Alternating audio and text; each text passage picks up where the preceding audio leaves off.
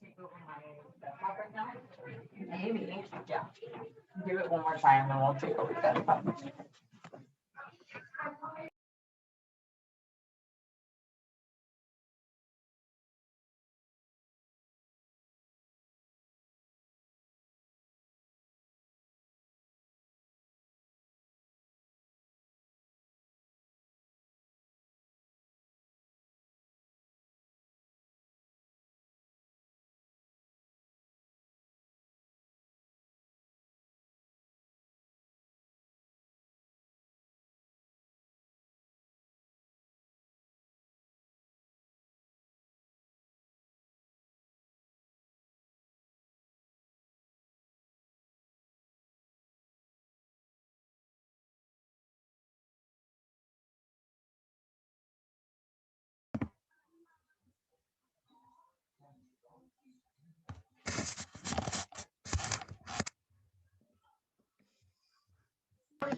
Hi, Mara. Hey. I haven't admitted people because I'm having some serious internet issues over here in Salem. Like my video has been really delayed, and then I'll notice my internet connection go from just fine to not working at all. So. Okay. Well, you can mute yourself if you want, and I'll get people going as you figure that out. Okay, I'm gonna try from a different computer, see if it helps.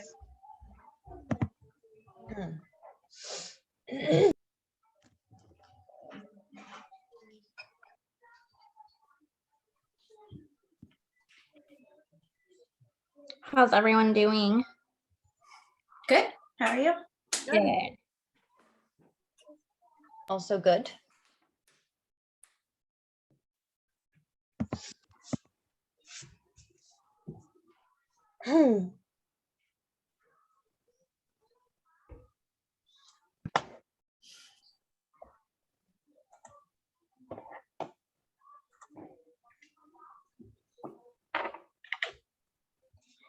So let's see.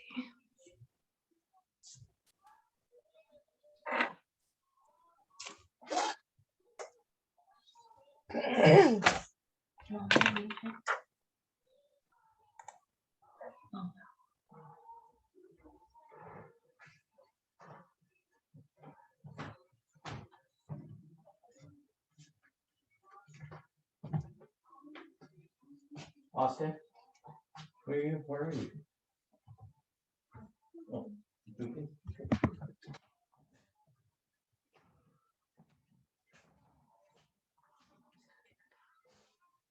Yeah, it's not good anymore. I think I only need a small from now on. What's going on with you, Gia? What's going on with you? Yeah. So I got to go on a car ride. Excited now? Maybe it was on the car ride. 12:58.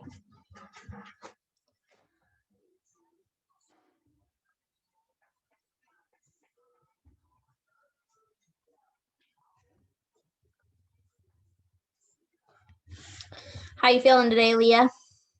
I'm pretty good. I did some physical therapy this morning and got some more reading done. And I talked to my neighbor across the street. He's a gutter installer. So Nice. I did talk to him today, but otherwise I'm focusing on my balance exercises so I can walk a straight line. The dizziness is almost gone. I think probably for the next couple of days, I'm going to be working on trying to get my left side to get my inner ears and crystals back into place so I can not be dizzy. But the physical therapist, when I saw her yesterday, was very concerned about my balance. So we're So, done in the conference without a computer. For sure. I'll be quiet if I have to come in here. so I'm very optimistic about getting all of this resolved by the end of this week. So, Good. That'll make life easier.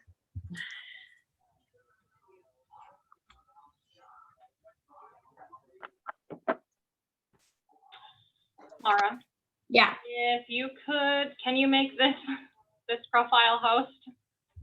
Yes. Okay. How's my video seem? No delay, everything seems good? Yeah, it looks all good. Okay, awesome. Sorry, hold on.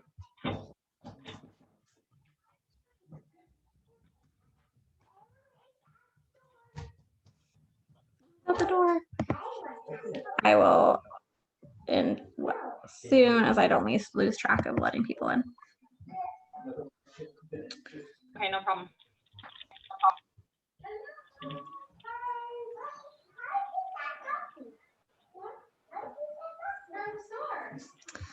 Okay.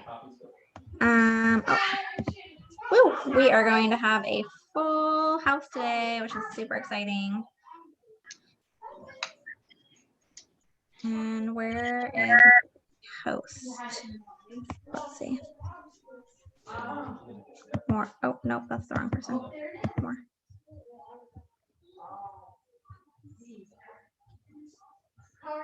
How do I make someone else a host?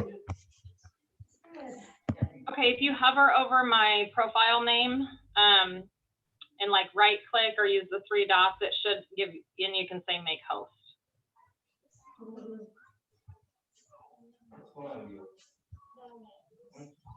It's not showing up in a Oh, thing. I'm sure when I leave though, it'll ask me who I want to be the host. yeah, it might be because I still have the other, Oh yeah, so it is. I'm gonna mute myself and run and take care of that. Yep, let me rename myself and I actually might be able to remove it. Let me see. So I don't do it to myself. Oh, because I'm co-host. Let me see. Yeah, Nope, so you need to go, yeah, go Yep. get that one out of here. Okay, okay, cool. I'll do it. We will do accountability while she does that. All right, so happy Wednesday. We are gonna start off with our accountability. So for those of you who have not gotten to participate in this yet, we will just quickly go through how many contacts you've made, or if you want to share if you've gone any appointments or written any contracts, you can as well. And then I'll introduce Shauna and let her take it away for the rest of your Ignite session. So I'm going to go off of my attendance list so I don't lose track of people. Heather, you want to get us started?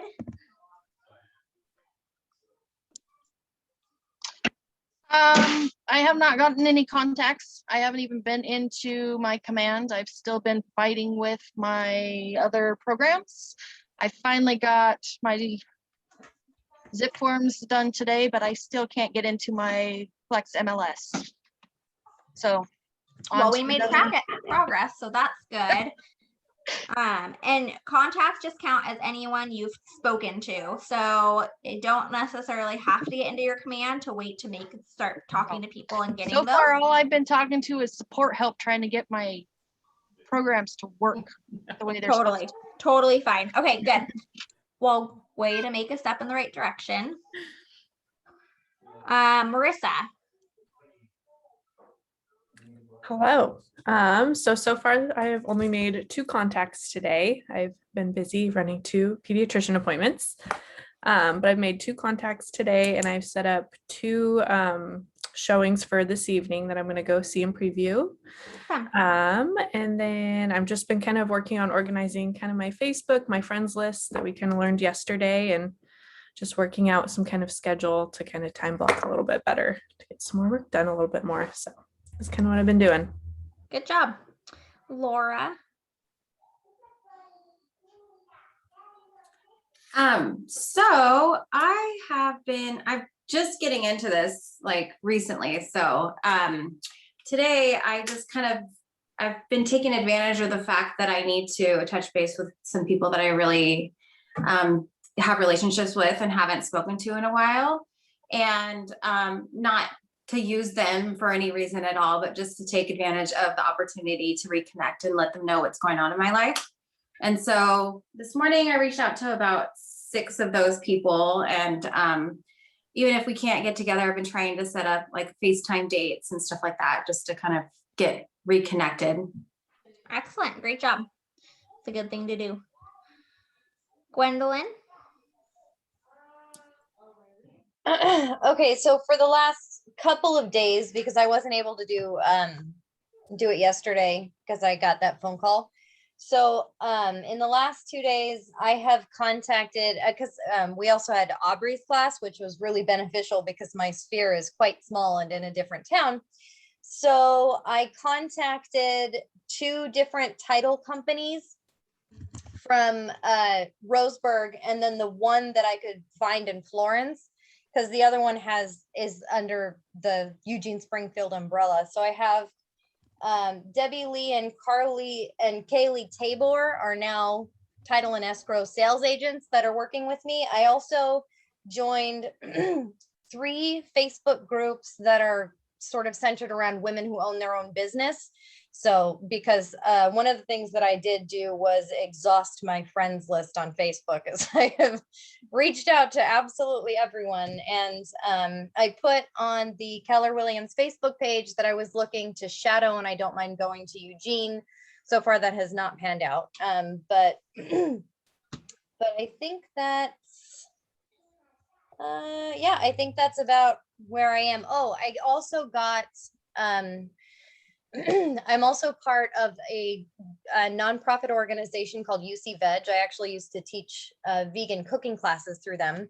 So I'm still affiliated with them. I'm going to start going to their meetings, which I think will help me to continue to network. And one of the co-founders is, he contacted me yesterday and said that he was interested in looking at houses in Roseburg to buy, but he wants to, figure out a lender first. So I'm very excited about that. That's my first legitimate lead. And he also mentioned that he knows several people who are also looking to maybe buy in Roseburg. And so I requested to set up an appointment, but he's very, very busy. He does like all of the UC Veg networking and involving restaurants in, the Blue Zones project. He does all that. So he's very busy, and I haven't gotten his response yet, but that's where I am. So great job. Thank you. Leah? Yes. I know you talked to one person. Anything else you want to add or share? I did send out some cards this week, and also kind of touched base with some people that I really haven't physically seen in a year or heard from in almost a year. And my sister stopped by today, so I got to talk to her for a little bit, which helps. But otherwise, I'm hoping that by Thursday and Friday, I'm going to be able to get out more and do some more stuff. And I have been trying to do a lot of catch-up reading in those 2 books that you recommended. Yeah. In the office hours. And I still need to take some time and really start picking through more of the command stuff. So it's on my list of things to do, along with setting up a more definitive calendar. I'm not very time oriented yet. So I have to do better at a time. So good job. All good things. Natalie? So today I got 2 contacts because I met with another title company, and then I plan on getting the rest of them. I'm going on this like sunset hike group thing. So hopefully meeting a decent amount of people through that. And then I will catch up on card writing tomorrow then after today. Excellent. Good job. Sounds like fun. Alex? Either of you can go.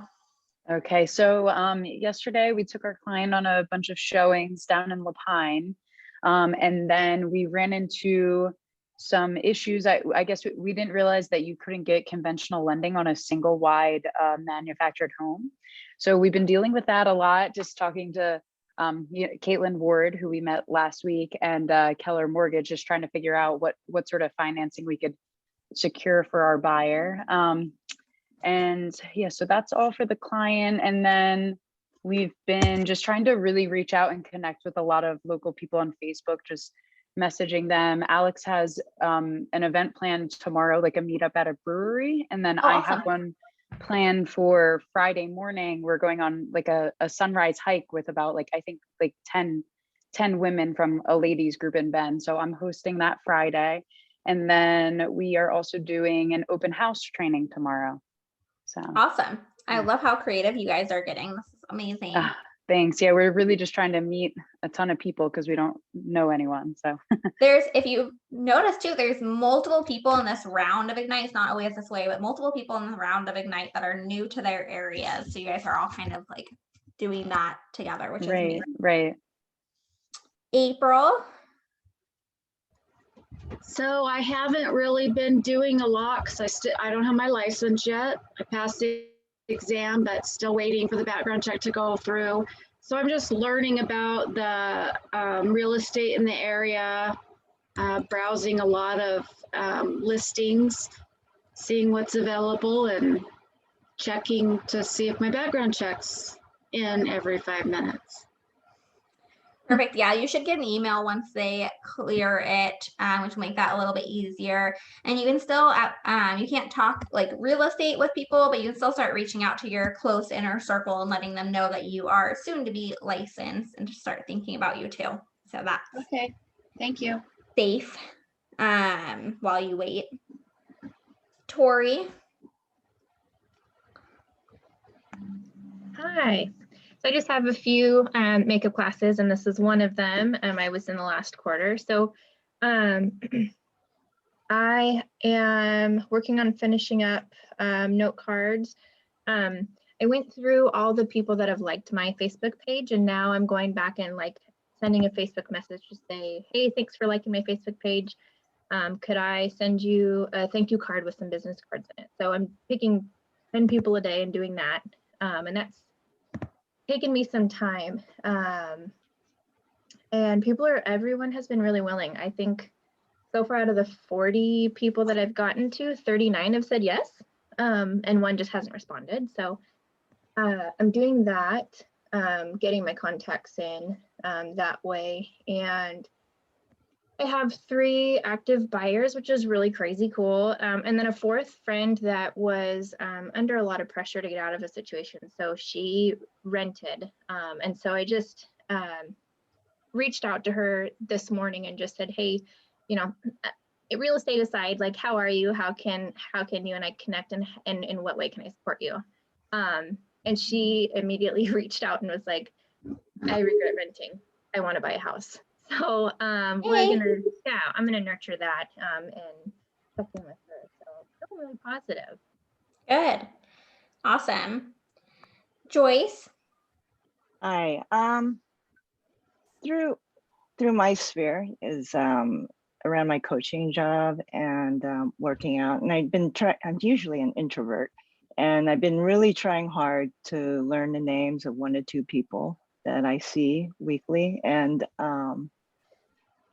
I've been pretty good about it. I just started a new season for the high school girls, so I'm starting to meet the parents. And so there's probably a total of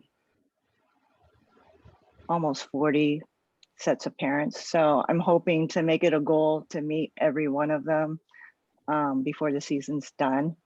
And what else have I done? And usually when my neighbors ask me for coffee, I usually always say, oh yeah, but I never do it. So I'm going to try to make it a point to contact those people that are in my phone that I have been avoiding and reconnecting with my neighborhood. And also last night I messaged someone on Nextdoor app who was contemplating selling a house for his brother that passed away. And so I wrote a pretty nice, I think I wrote a pretty nice message to let him know I was available and to help him decide what he wanted to do with it. Yeah, amazing. Those are all amazing things. Great job. And that is super smart. Tap into that, those parents for sure. Brody. Yeah, I don't really have anything too significant to note, but I called a couple for sale by owners this morning, and they all just kind of like less politely told me to kick rocks, but I'm gonna keep trying. Yes, that can be a little bit brutal of a lead generation source, but definitely stick with it and it can reap benefits. You just have to have a little bit of thick skin. Sam?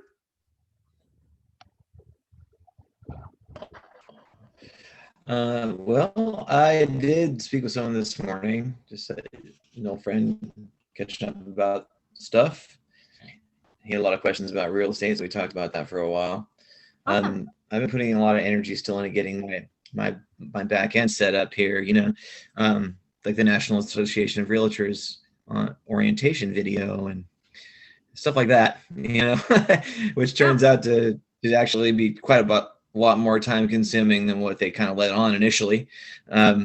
So, I'm kind of an infrastructure person. I like to have my ducks in a row before I start talking too much.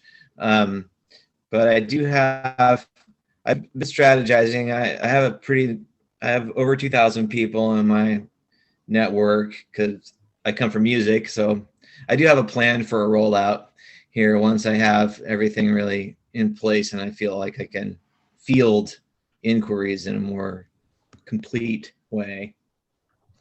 Yep. Yeah, absolutely. I totally understand. Don't let it hold you back too much because we say what you do now shows up in 90 days. So even as you start getting those inquiries and getting those, you'll have your coaches here to lean on to for support to make sure you can fulfill those. I'm in a little bit of headway today too. I'm reaching out to some title people. Oh, good.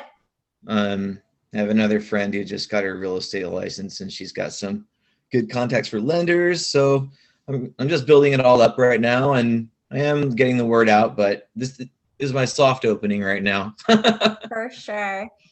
All right, Michaela. Hello. Sorry, noisy baby. Okay. I am totally aligned with you, Sam, that I like to have my ducks in a row and I'm not super eager to go crazy contacting people when I wouldn't really be ready to help them kind of anyway.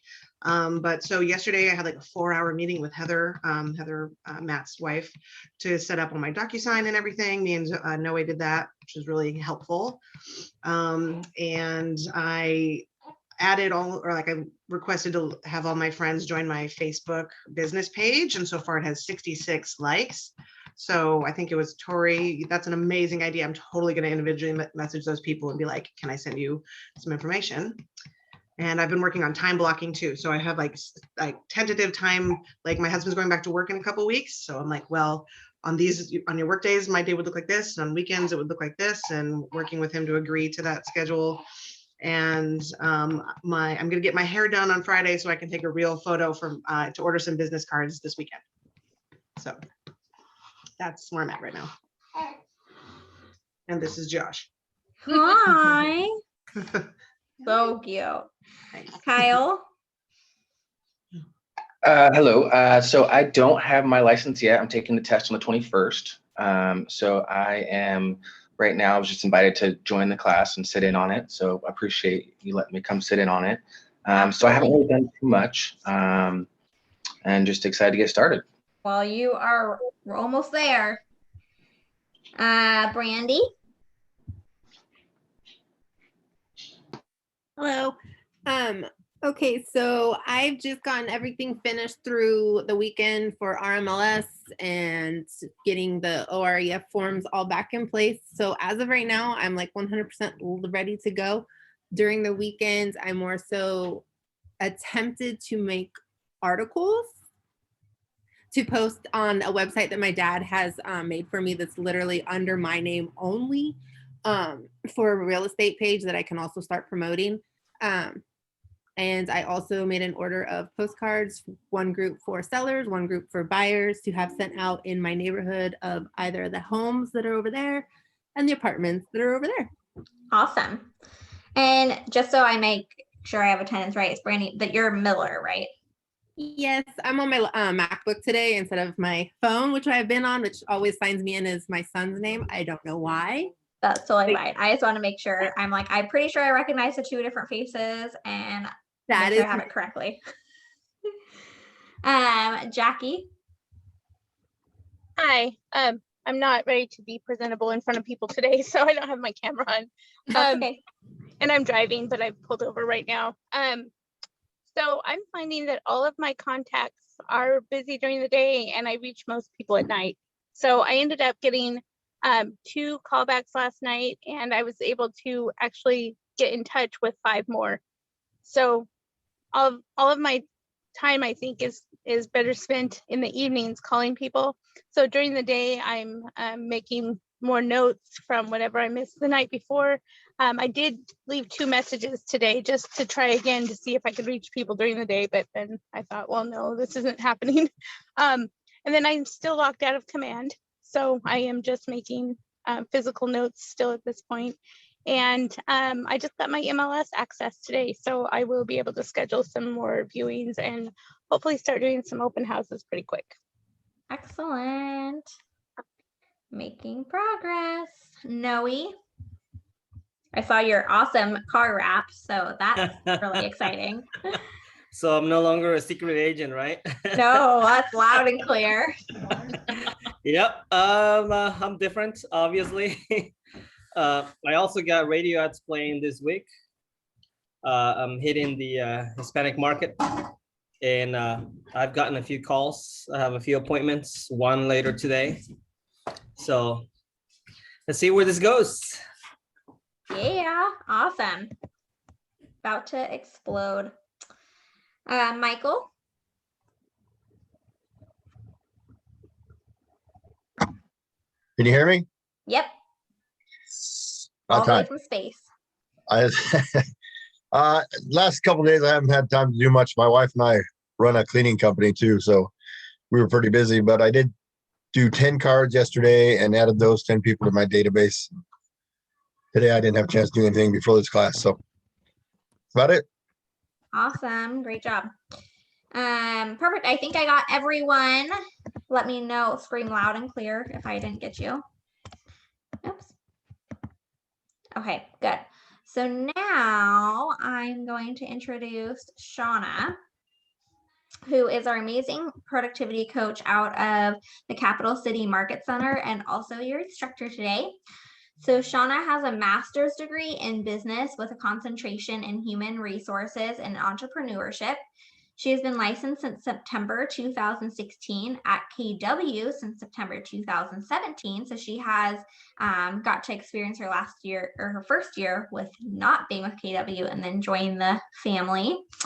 She has served in various volunteer roles during her time here at KW, including technology ambassador.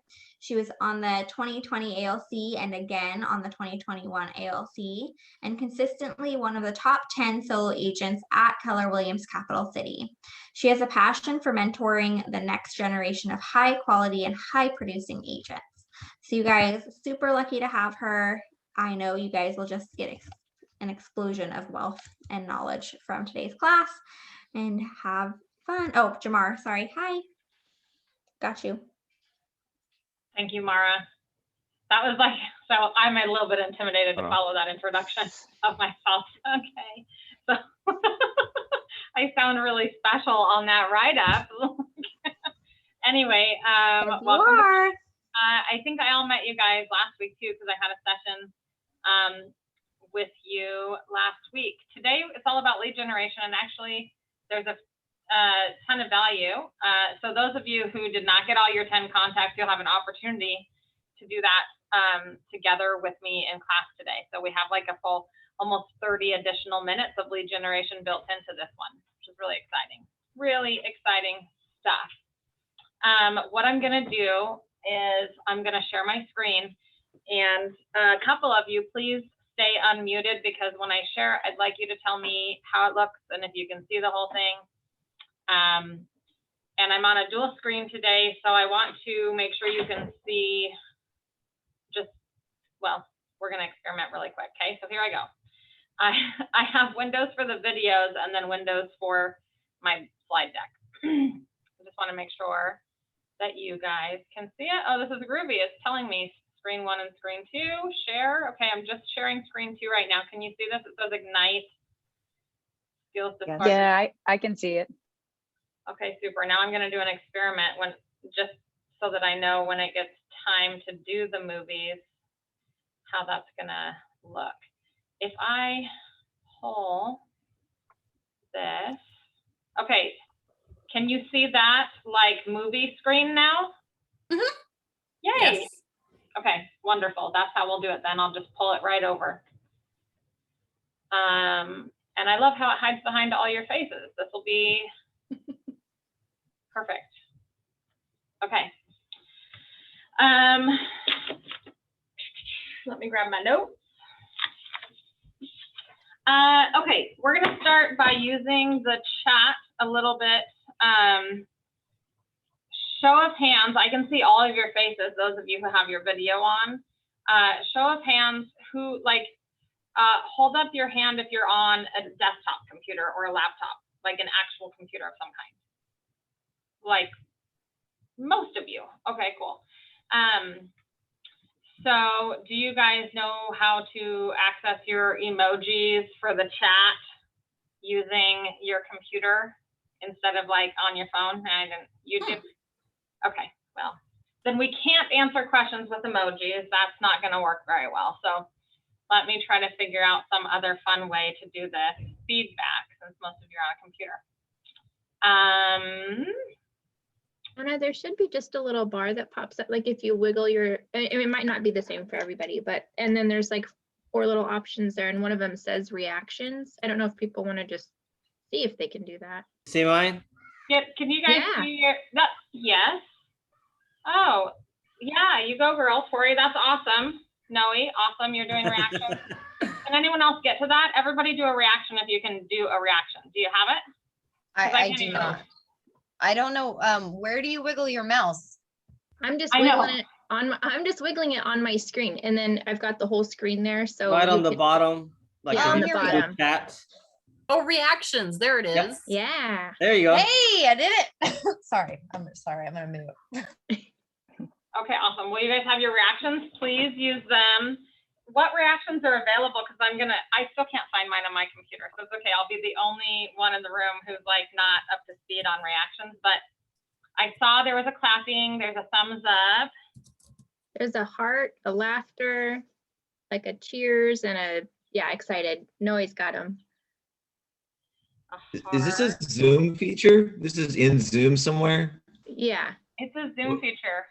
This is like a little bit Okay. like millennial forward, I must say, but it's fun and we're gonna have fun with it today. I think you need to have have it on an expanded screen in order to see it. Yeah, so if you move the mouse, Sam, it should pop up on a black bar Yeah. at the very bottom. You see it? It says reactions. There's share screen, record, reactions. Do you see that at the very bottom of your screen? None of that stuff comes up for me. Is it on full screen? Your Yeah. Zoom? Huh. I'm on a Chromebook, so I don't know. Maybe there's limitations. I maybe don't it's know. different. Yeah, I don't think the MacBook has I it. don't have that on mine either, but maybe because I'm the host, I can't react to myself. Possible. I don't know. Okay. Yeah, I've got the chat here, but I'm not. Oh, you're still looking. It's okay. Let's find it.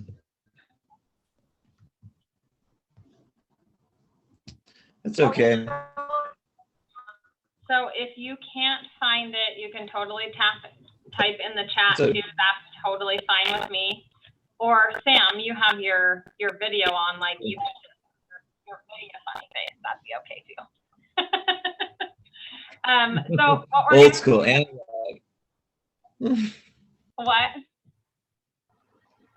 I'll go with analog emojis. Yes. But, yeah. Okay, cool. Now that we've gotten that out of the way, we're going to use the emojis to go over. Oh, excuse me, forgot to turn my ringer off before class started. I want to go over the mission with you guys. I know you're still new to class. Like, this is really only our third Ignite session, but you're probably about 6 classes deep now into the schedule. You guys are getting into the hang of how this works, but I want to make sure you guys all found your mission before class, like last night, and were able to look at the homework. Did you do it?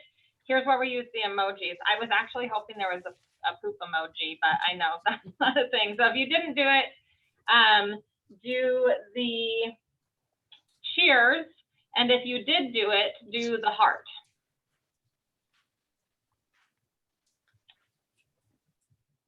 I know cheers doesn't make any sense for not doing your homework, but there's no poop emoji. What There's an O face. I don't know if that's like, yeah. Oh, like a surprise one? Yeah, a surprise one.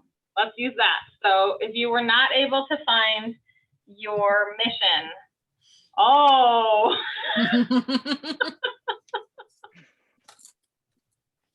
That's quite a few of us. Okay, now do the heart. If you are such a badass, you did your mission and every single piece of homework. No? Okay. Well, the reason I ask is because it's a quick video. It's about 2 minutes, but essentially our entire class is centered around that video and then a couple more that I'm going to show you. So I'm going to direct you to where to go to find the missions, okay? And then also for today's mission and all that stuff. And then I'm gonna just have you guys mute yourselves, play the video for yourself. It'll be a 5-minute activity, and then we're gonna unmute after and have a discussion around said video. So let me pull up an additional internet browser, new window. I'll drag it over. Can you guys see the window that I just opened? Sweet. Yes. Everyone also do that, a new window, kwtechhelp.com. This is the amazing website that our agent services division built so that we can like just cut through the fat and go directly to what we need. I love that. And it's the very last tab. Do you guys see that says Ignite right there? If you click that, you'll see your coaches' beautiful faces. But then over here, there's a big red button that says Student Resources.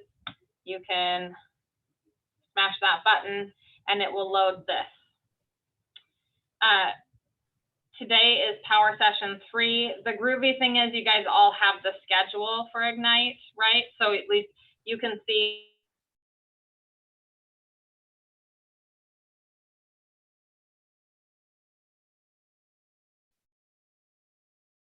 Excuse me, I'm frozen on my own screen.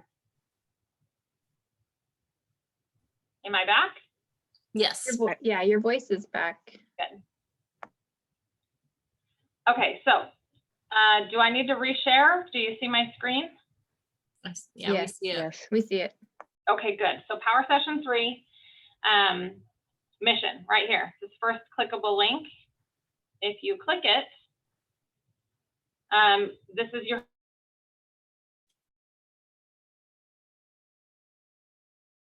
You disappeared again. I know. I think my office is having Wi-Fi issues today. So definitely let me know if that happens again. So here we go. You can see that there's some links. See all these play buttons are links. So for the technology setup, there's a link there. The marketing campaign has a link. Here's the one that is really vital to today's class that I'm going to have you guys all watch right now.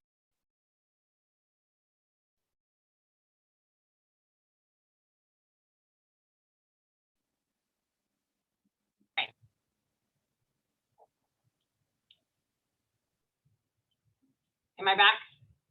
Yeah, you're back. This is going to be an awesome class. I can tell already. Okay, so mute yourselves, watch this video, and then we'll come right back and talk about it, okay?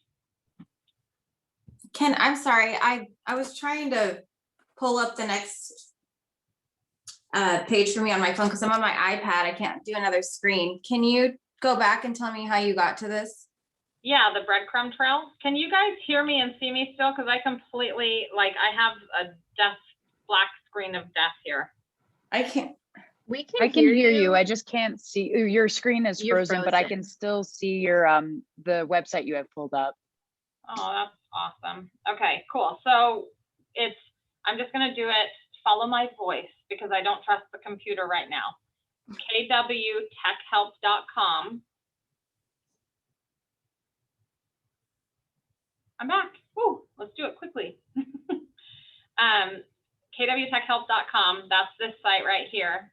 Mm-hmm. Click the last link where it says Ignite. It'll take you to this page. Hit Student Resources. When you do that, it's going to take you right here to this page. Okay, I got it. Yeah. Okay, awesome. All right. And I'm going to mute myself. You guys watch your videos. We'll be back in 5, okay?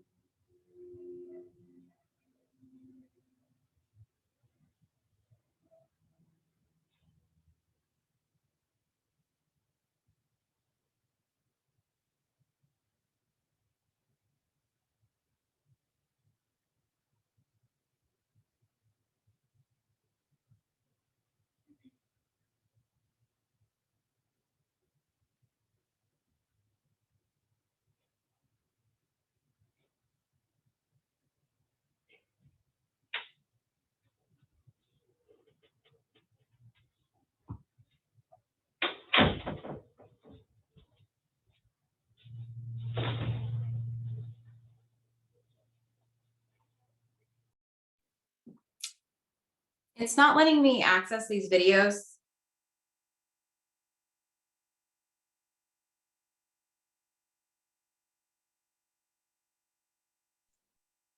I can't access the videos either.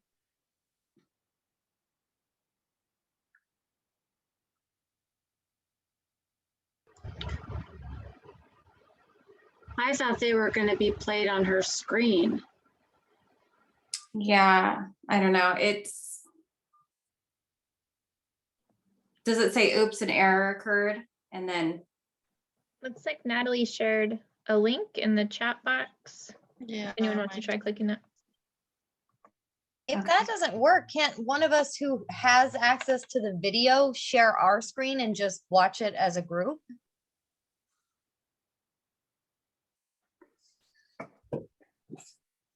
All right. I think the answer could be yes if Shauna shared the screen, but I actually don't know where Shauna is either. Well, she made Alex Lurch the host, which I'm guessing means that she left. However, I have a share screen right here. And I also Is have yours video. working? My video, yeah, it is. I'm almost done with it, but I can start it over. Maybe let me just check and see. I cannot do it. Host disabled participating screen sharing. Well, I tried.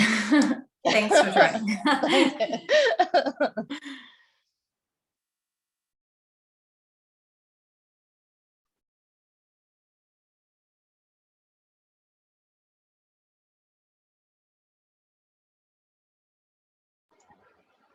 This is kind of funny. I can't get into command yet anyway. Me too. I'm completely locked out. I did click that link though in the chat and I was able to get into the videos that way, just so you guys know.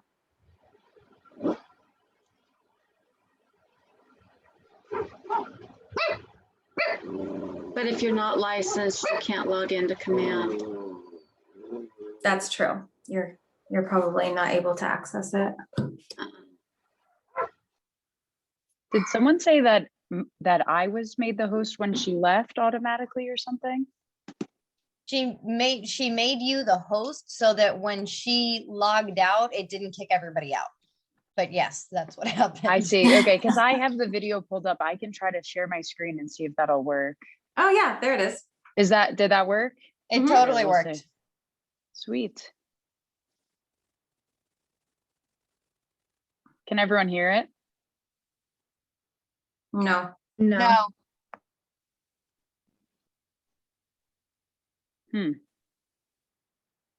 That's it. Do you have headphones plugged in or anything? Yeah, I do. Let's see.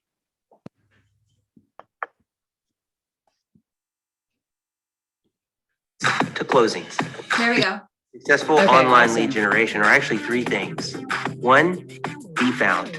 Two, be connected. And three, be involved. So when we're working to be found, the key is to be out as many places as possible. Spread your spider web as far as you can. Facebook AdWord campaigns, fan pages, Google AdWords, Twitter, YouTube, blog sites. The larger the spider web, the better chance you have of being found. The key to being connected is to really build online conversations. You want to build connection points around what you know about people so that you can actually start to be engaged with them. Once you're engaged with them, then at that point, you've got a two-way conversation. Once you have a two-way conversation, it really does at that point make it back to your natural sales ability. What being involved really entails is actually being there over and over and over again. Never giving up, never putting a lead into a trash or inactive. You always want to be there. You never know when someone is going to say, hey, I'm ready to purchase. Being timely is actually a really big part of being involved. When somebody registers on your website, here's what I want you to do.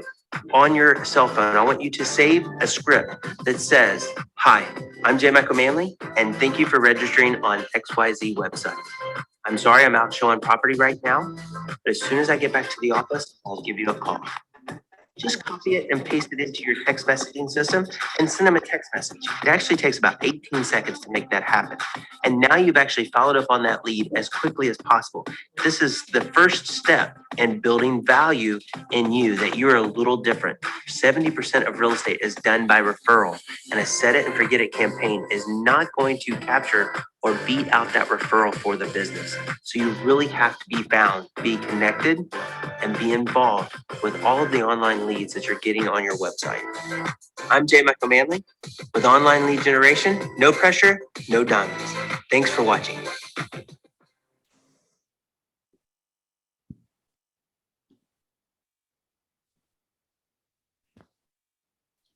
All right, that was the end of the video, but I still don't see Shauna. Does anyone have her phone number? Yeah, I'm talking with her. Okay, cool. Yeah, she's struggling to get back in.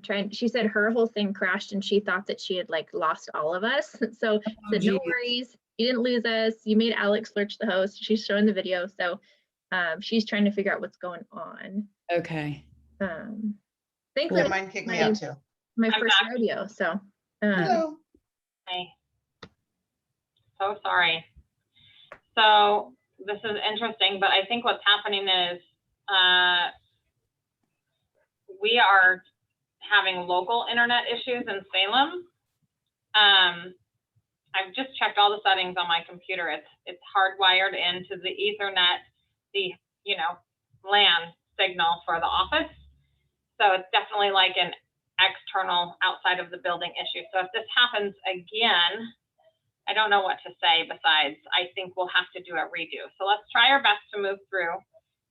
If you lose me again, I'm giving you all permission now to sign out of class for the day and move on with your lives, and I'll deal with Mara on the back end, you know, making the class up somehow. So let's just try. We'll try. How many of you were successful in watching your video?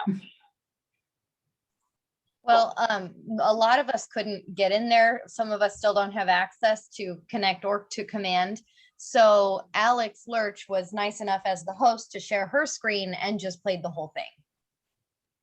I'm so glad she ended up being made the host, like by accident or however. Like, I don't know how it happened, Alex, but you rock. I'm gonna make you the co-host I actually again. couldn't locate the video myself, but Natalie Wasserman sent it to the chat, so I was able to pull it up. So thank you. Oh, good. Okay, great. Teamwork makes the dream work. I was just gonna say that. Awesome. Yeah. I love that too. Tori was texting me like, hi, how you doing? What can I do? So, okay, excellent. So what did you guys think about that video, internet lead generation?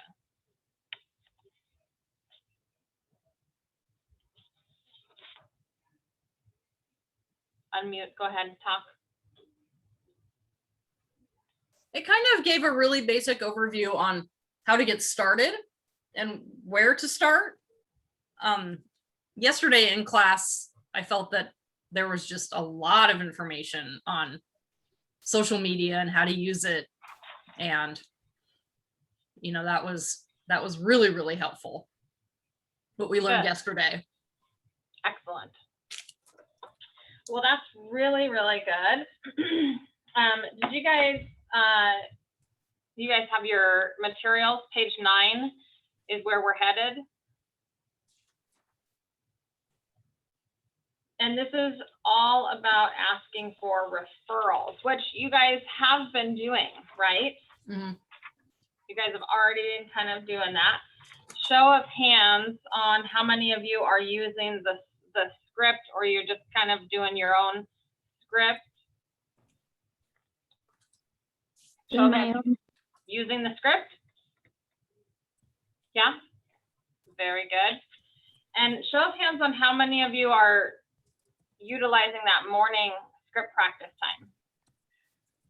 Yep, a couple of you, excellent. I was just talking to one of my coaching clients the other day around that script practice time. You know, it doesn't work for everyone's schedule, which is totally fine. This is the beautiful thing about running your own business. One of the suggestions that I had for this particular client, it was something that I did when I was a new agent at Keller Williams, is I would go through and find all the scripts that that I felt like, yeah, that's one that I'll use right now. You know, it made sense for where I was at in my business at the time. And then I spent the time to sit down and read them out loud to my phone. In the little like voice notes or whatever that most phones have. And then that way I could just hook it up to my audio in my car while I was driving and practice the scripts with myself. So that was a workaround that I did. Good time management piece, because I felt like I was always in the car driving from one place to the next. So there's another idea for you regarding scripts. All right. In the chat, go ahead and write a yes for I definitely got more than 10 contacts in the last 24 hours, or a no for I didn't quite make my number yet.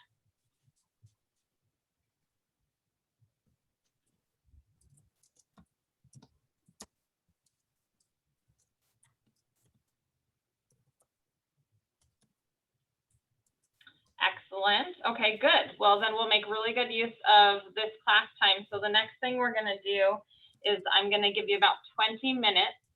You can utilize these scripts if you would like.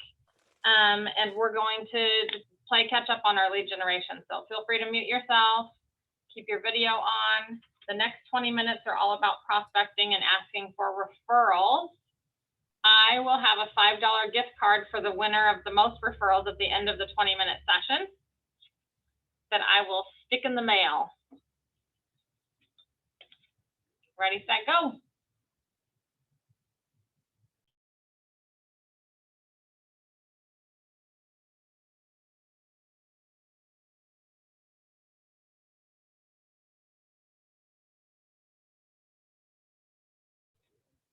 I should clarify too. You can totally use Facebook Messenger as long as they respond back to you. You can use FaceTime on Facebook, FaceTime on your phone, like record a video of yourself and send it via text message to a bunch of people. I don't really care how you touch people as long as you basically are using that referral, script or some kind of way to start a conversation and get a referral, and then are hitting as many people as you can in the next 20 minutes. Feel free to unmute yourself if you have a question.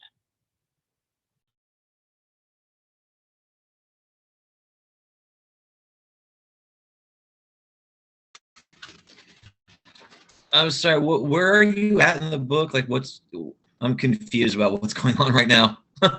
Sorry. We're on page 9.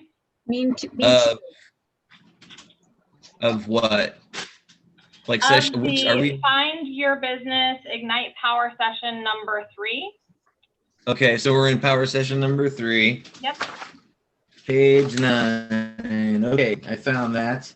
Perfect. All right. That makes a little bit better Cool. sense.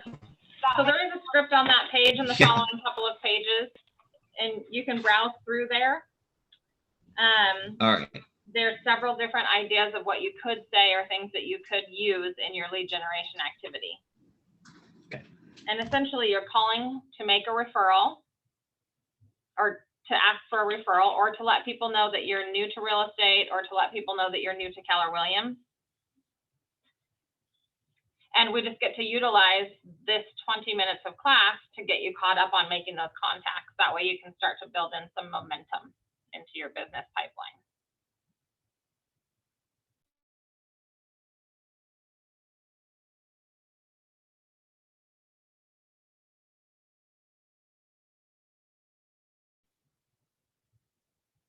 And I'm doing it too.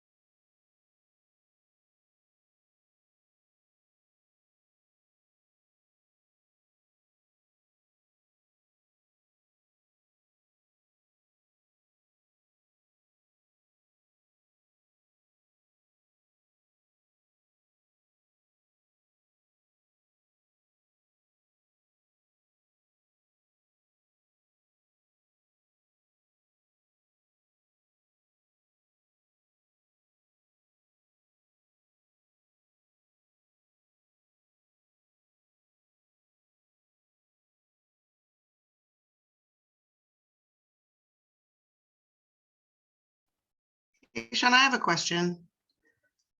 Are we allowed to share the TMO reports with clients, or is that like private KW information? Yeah, absolutely. You can share it. Okay, cool. Like the actual document, I can forward that to people? You can by the zip code. I wouldn't forward them like all 50 or however many you're getting, Right. but you know, the one applicable to them. I actually really love that because it's like complicated to see unless you're a real numbers person. So you can send it and be like, by the way, if you have questions Yeah. or want to know what this actually means, like we can be in conversation about Right that. on, cool. I just wasn't sure if it was like private information or, you know, copyrighted or whatever. Yeah. Thank you. It's fine. Thanks. Yep. I have a question about the app. Where do I find my KW app and how do I get that rolling? That is a really great question. Am I still sharing my screen? Not here. I can just see the Zoom meeting now. I don't see a shared screen. Okay, let me reshare.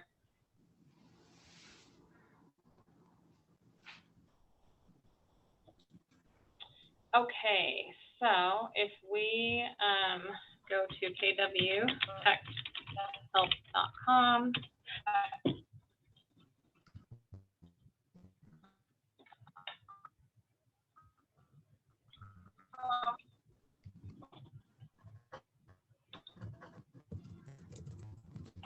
Okay, under resources, there's a whole bunch of resources for the lack of, you know, being completely facetious here, but there is a link for the consumer app here. Let's see what this does. I'm checking it out with you. Oh, this is a link to the consumer app for, download featured listings. Got you.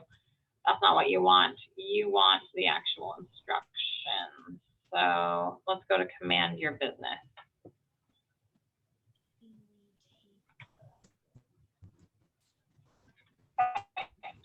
Well, what I'm looking for is actually these quick 2-minute videos that Chat came up with. So give me a second, I'll find it for you. That way I can direct you to it. Where is it? Maybe not under resources. Well. Oh no. Look here. Oh jeez. Take command in 2 minutes.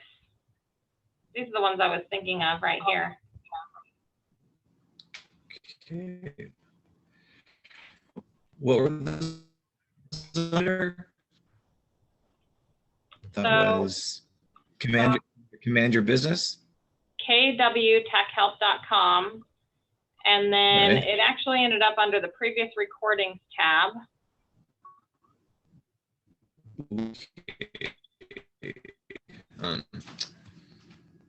Previous recording. There it is. Okay. Yeah. And I would go between these recordings, but I would also check out the resources tab and go through all of these Kelly guides. Are you losing me again? No, I think we're losing him. I'm there. Okay. Oh, okay.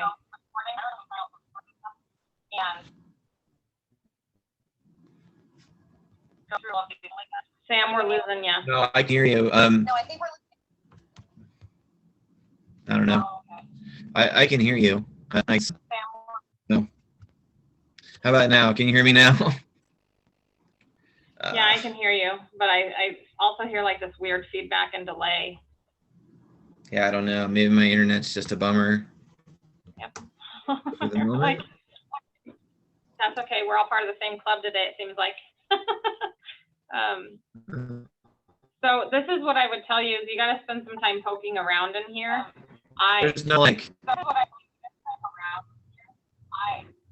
So there's no like direct link to an app or whatever that. So yeah, I'm let me curious. give you the long I'm and short of it. confused by There's that not. whole You're, app thing. sorry, the audio is so bad that I'm worried I'm not answering your question appropriately, but let me try to get you there.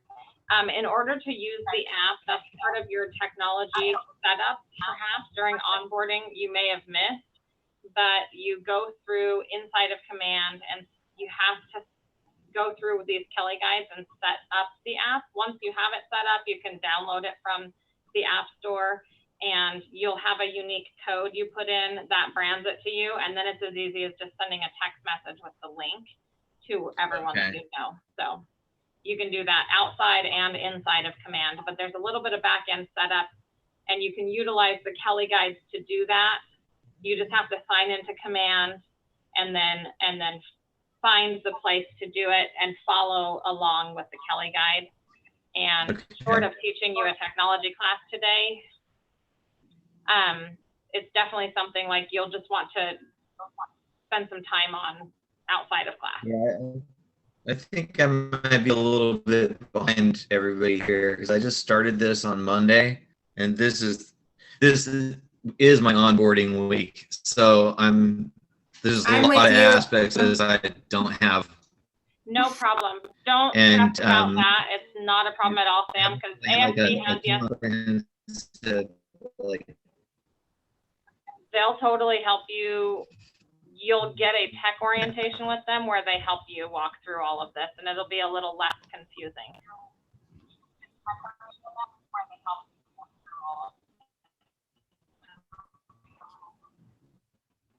Okay. I hope you Cool. can get. Sorry, Sam. All right.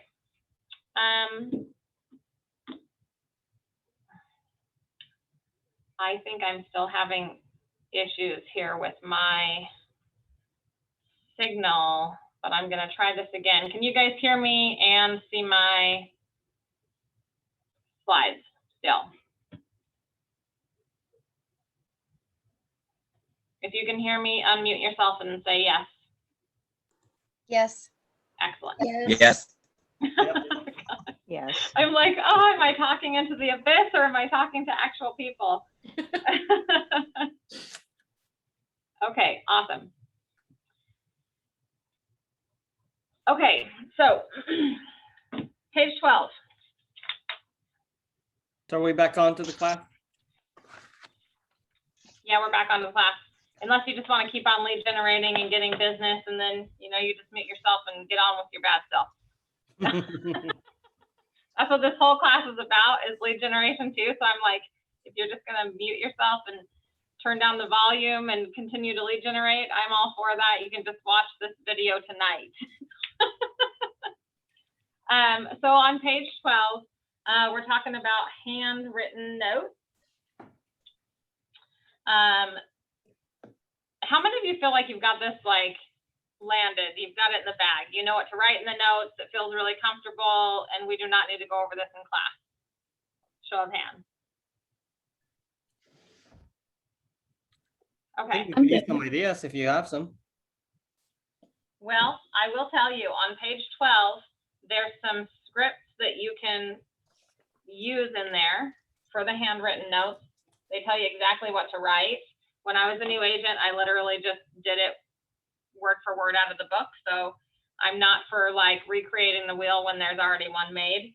But I can tell you now that I'm a little bit more used to doing it, my handwritten notes normally refer back to a conversation that I've had in a lead generation conversation or a thank you for a referral. And then, it has a coffee card in there or something like that. The other time I always like to do handwritten notes is when I am making my quarterly calls to my database and someone has a special circumstance happening in their life, like they're sick or they have a kid graduating, or I found out their kid just took state for baseball or some kind of extra special thing, then I'll put a card in the mail specifically congratulating them or doing condolences or something like that. Sometimes you just call people for that quarterly call and their mom just died. So that card is a little bit different. So I just do that, and then I always note in my database what was going on with my sphere of influence at the time I called them. And then I just try to make it unique. So the people that are sick, I'll just put a little chamomile tea bag and a little thing of honey. Like I have a whole, you know, kit at my house. So if anyone ever is sick or seems stressed when I call them, like I'm sending them a little bag of chamomile tea in their card. So just little stuff like that. Cute. Okay.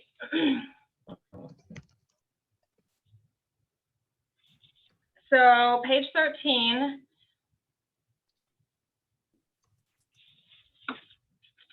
All about getting your head in the game, which I gotta tell you guys, today I'm struggling with this internet issue. I am just like really struggling. So thank you for being so patient with me today and also so kind. Who would like to read just starting at the top of page 13? Hey, Shauna. Mm-hmm. This is Jackie. There's like an emergency in my kitchen. I'm gonna have to sign out for a little bit. Okay.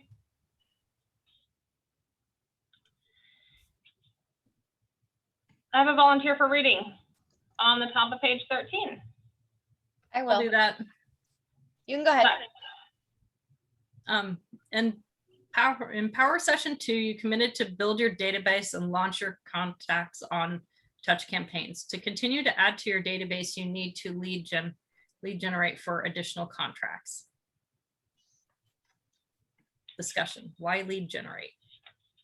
Yeah, why is lead generation so important? Because Well, that's our it gets first you in business. touch with other people that you directly don't have contact with.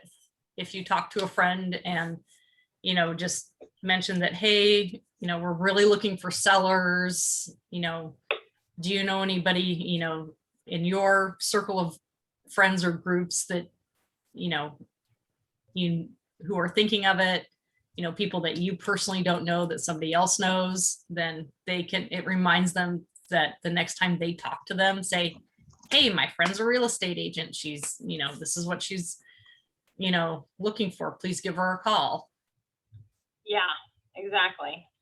So here's a really good example of how it normally goes I'm going to say with new agents, but I'll tell you, like, it happens with new agents, it happens with experienced agents, but it's like, we lead generate, we start whatever, and we lead generate, like today, you know, lead generate for a couple of hours, get some really good leads. We're excited. It's awesome. We got them with the lender. They're getting pre-approved. Yay. Now they're shopping. They're under contract.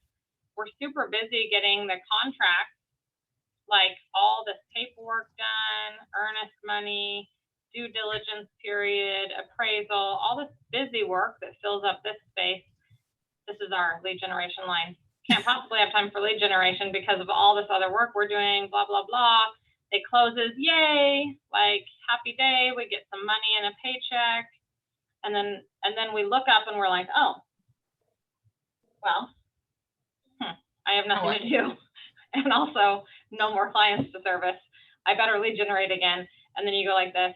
And you know, this is kind of that feast or famine lead generation cycle. So what the daily lead generation habit does is it takes away these peak and valley moments for you. So, and truthfully, not necessarily taking away the peak and valley so that you're like this, but it's going to look more like this, where your peaks and valleys are like super close together. You know what I mean? So obviously, because we do a lot of real estate work and we don't get paid for it until it closes, which is up here. But if you shorten the time between the time you lead generate, then you shorten the times between closing. Does that make sense? As a visual? Hopefully that helps. And did you see all my scribbles on the screen? I figured out how to scribble on the presentation, which was also pretty fun. Nice job. Okay, and what do you think the difference, what is different about the lead generation of successful agents compared to the lead generation of their not so successful peers? Anybody have any insight on that?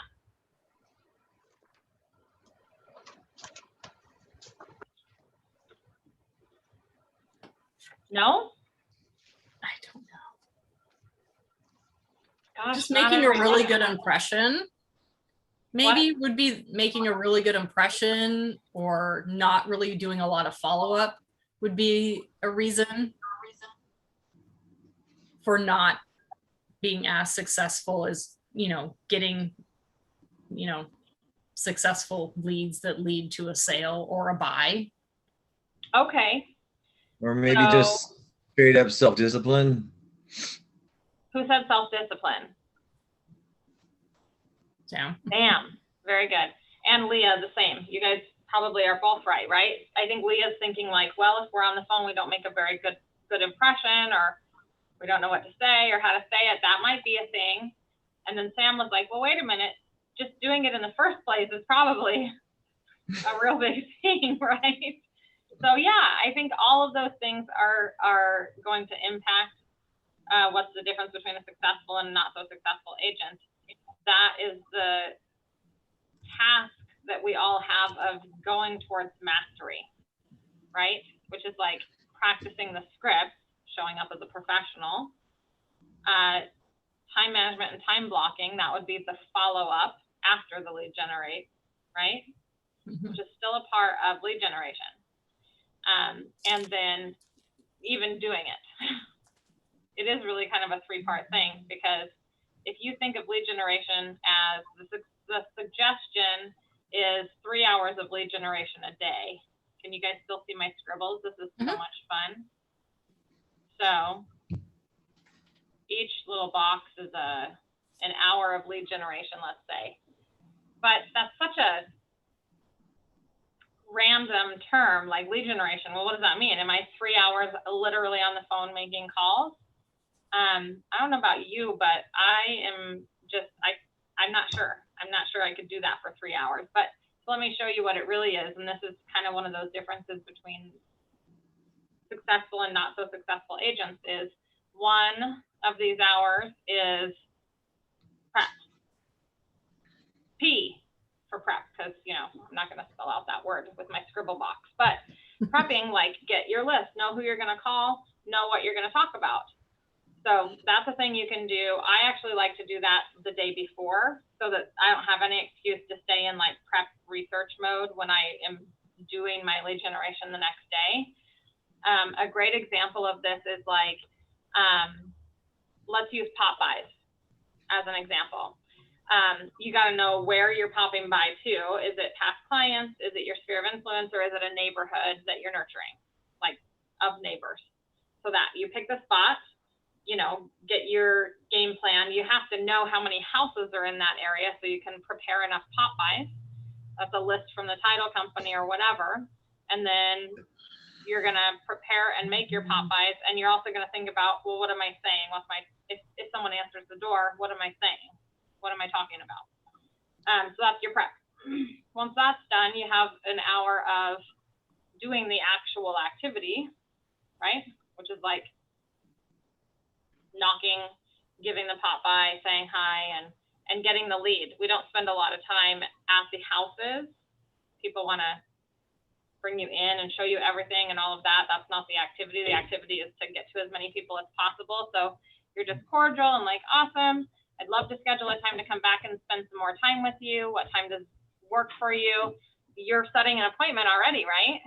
By avoiding wasting your time during the activity, you're actually creating an opportunity for an appointment. So you just take down their name and number and be like, awesome, how's Thursday at 2? I'll come back. We'll spend a half an hour. We'll have tea. I'll look at your house. We'll talk about all the things. So that's the lead generation. And then this follow-up is this third hour, because you'll have notes from all of that lead generating that you did, and you'll have things to do. You'll have to pull comps. You're going to want to get a data analysis of the neighborhood. Maybe you need to set them up on a search. Maybe you need to get the best lender for their situation and connect them back with that. There will be some kind of follow-up activity for that specific client.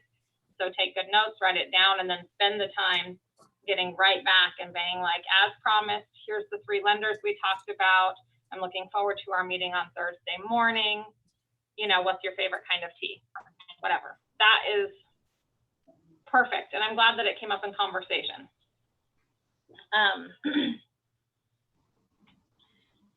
So the other big difference between successful and less successful real estate agents is the frequency in which they are able to accomplish this kind of lead generation strategy.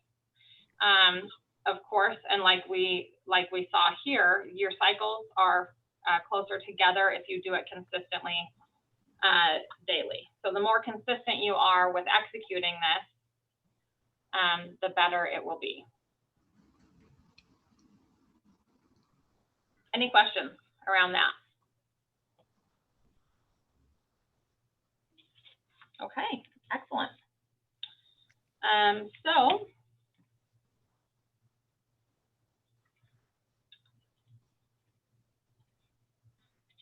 we saw this in the class, the last class I taught too, this lead generation funnel.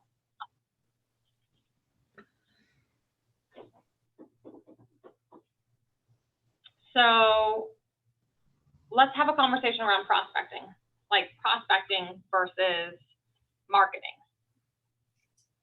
Anybody have any thoughts?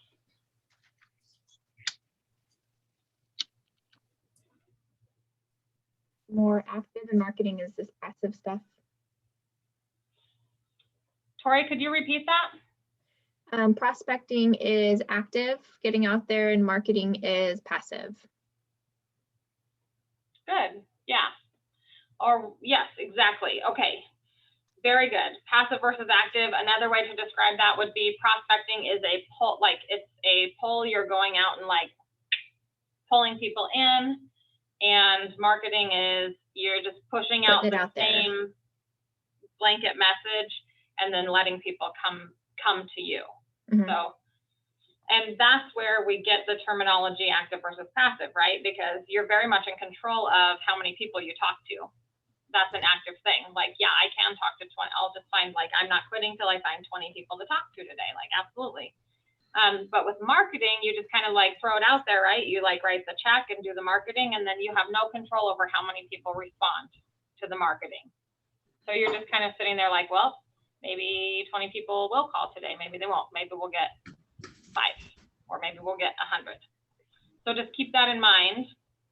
Any good real estate business is built on both marketing and prospecting. But you have to have a daily prospecting habit to get that real consistency and the measurable return on investment for your marketing, right?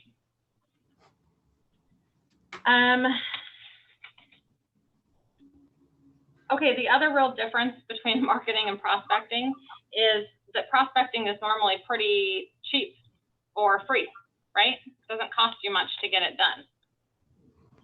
It puts you in control of your pipeline. It increases your confidence in your skills.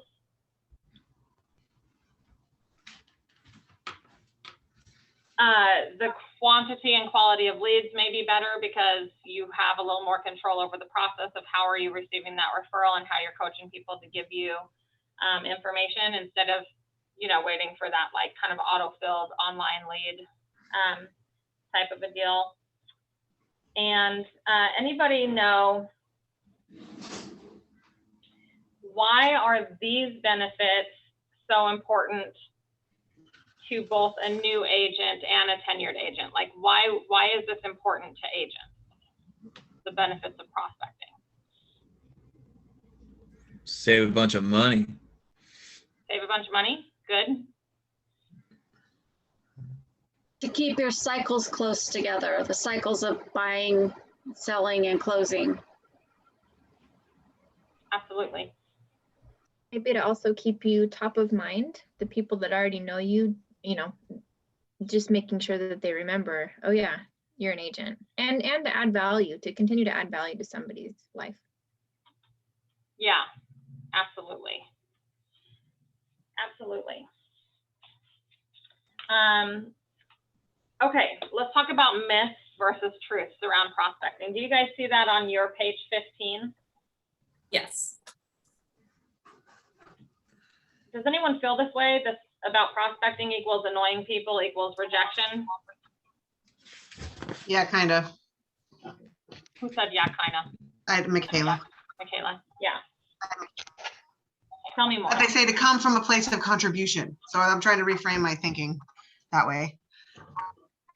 Absolutely. Well, what does it mean? Like, okay, so like, I love this KW terminology. I absolutely love it. Come from a place of contribution. But let's talk about what that actually means.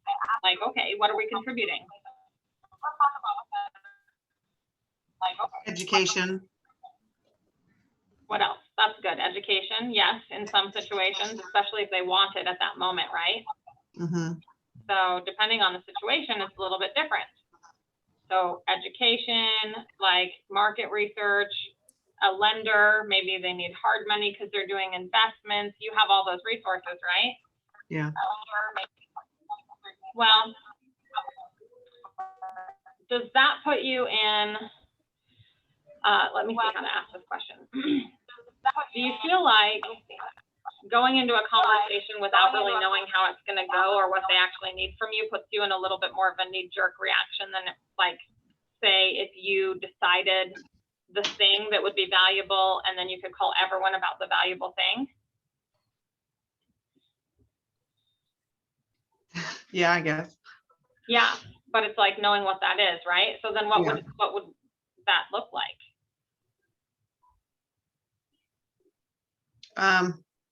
Well, like in a passive way, I've decided that I'm going to start on my Facebook business. I want to start doing like a tip of the day, like just a real estate tip to encourage people to want to follow me because I'm going to educate them on whatever the topic. Like today I'm doing like the first steps you should do, like you should get it pre-approved, you should get a realtor, you should know your timeline, and then change my topic and so I can reach out to people, whatever appeals to them. Absolutely. That's really, really good. And if you're reaching out to people, so I would say that's kind of prospecting, but it's passive in that it's like, it's through social and you'll feel out what that interaction looks like. And I would say that is maybe a leg of lead generation, but it's like this quasi combo between marketing and lead generation. It almost doesn't really count as prospecting unless you're really interacting with folks one-on-one. So let's. Well, if anybody likes it, can I like directly message them then?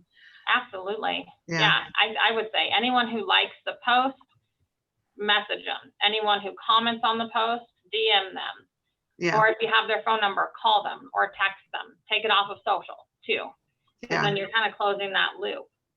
Yeah, that's what I was kind of thinking. Yeah, and if you already have like, so if you see someone's commented and then you already have their address or you know where they live, like just make it a thing to pop by with like a little envelope that has, like, say your class was about like lenders and getting pre-approved, and it has like your 3 favorite lenders, a couple of business cards, and market data for their neighborhood. It's all folded up in a little envelope, and be like, hey, thanks so much for watching my Facebook video. Like, I really appreciate that, and I'd love a share online or even a referral in real life. Here's a couple of business cards. When you say market data for their neighborhood, does that mean like just the TMO blurb? You can do the TMO report in there. You can do a Kelly Snap that you can like print to a PDF. You can. I guess I don't know what that is. What's a Kelly Snap? Oh, that's fun. So Kelly Snap is another app. You can get on your phone, but you can literally like, would be a good one to do. I think it's better to text these. I love texting them. But so if you've got someone on social and you know about the area that they live in, you can then text them a link to the neighborhood snap and be like, oh, thanks so much for watching my video. By the way, like, here's the market statistics for your neighborhood. And then send them the link. Is that in the KW app? Or it's the blue and white app. It's called Kelly. Okay, I have that one too. Yeah. And you can actually just tell Kelly to give you a snap of like 97302 or 97392 or whatever the zip code is, and it'll pull open the market statistics for you. So that's a sweet. Okay, cool. Yeah, fun way to interact. So that would be an item of value. The other thing that I do, and you guys can build this over time, but for my sphere of influence, the way I come with contribution is I show up during certain times of the year with items of value that I know that they'll use, but they're also marketing. So for example, for Christmas, like I did a little Christmas newsletter update of my family, but then I also put in a laminated piece of paper that was all about kitchen measurements conversion chart kind of deal. And it was really cute, farmhouse style, black and white, laminated. And I gave that to people for Christmas, and I've been in 40 people's homes since then, and everyone has it stuck to their fridge or taped to the inside of a cabinet. They're never getting rid of that thing. And it has my name and my phone number and everything right on it. What is a conversion chart? I think I don't understand that. So it's like for baking or cooking, like how many tablespoons are in I don't know. God, I'm so not a good cook. I was just like, oh, this will be helpful. Okay. Yeah, no, I know what you mean. I do. How many cups are in a pint? How many pints are in a quart? Like that kind of a thing. Yeah. So you Yeah, had that's what? really helpful. Definitely. Was it just a piece of paper, or did you have like a magnet or something made with your name on it? It was just a piece of paper. I bought a laminator off of Amazon for $16 and a whole bunch of lamination pouches. It's super cheap, printed them black and white in the office, so it didn't hardly cost me any money at all. My kids did the laminating, and then I did not even add tape or magnets or anything to it. I just figured I'd let people put it where they wanted it. I love that idea. They mounted it. I was like, this is the best Popeye I've ever done. It's like the cheapest one I've ever done. It was super cute. You guys email me if you want the template. I'll share it via Canva. I already have it made, so you can just have it. ShaunaRice@kw.com is my email address. And I'll just need your email address that you have your Canva account set up on if you have a Canva account. If you don't, I'm sorry, I can't help you. But it's a cute template. That's an item of value, and coming from contribution, it has zero to do with real estate. But it definitely says like, send me a referral. So I also do things like provide them with multi-purpose cleaner for their house that's like super natural. But I've created labels for the spray bottle and for the concentrated bottle that are branded to me. And then I pop it by. So then every time they clean up a mess, and this is like daily or weekly for moms in houses with kids, they're like, it's an impression. They're seeing it every single time. So, and that's a really cheap thing that you can do. It makes a huge impact. And if you want to talk about really combining the come from contribution with the idea of marketing and top of mind presence and prospecting, like it kind of does the job of all three. So, and I have to tell you, full disclosure, I'm a very strong database only business. So I'm all about working my sphere and finding different ways that I can add value to their lives. I like that. Yeah. Cool. Okay, so we were kind of breaking apart the myth around being annoying and getting rejected by people. And I think truly like that for me is how to break out of that. Even there's only so many times you can ask your database for a referral, right? But actually that's false. You can just ask them all the time. They never get annoyed by it, really. Unless you're the one just saying, I had a referral today. How about now? That might get a little bit annoying. So I'm actually kind of having that issue with my really big lead right now because he works so much and I don't want to, pester him too much, but I will be honest, a little inkling of fear came into me today. And I was thinking, what if he chooses another real estate agent who's closer because I'm out of town?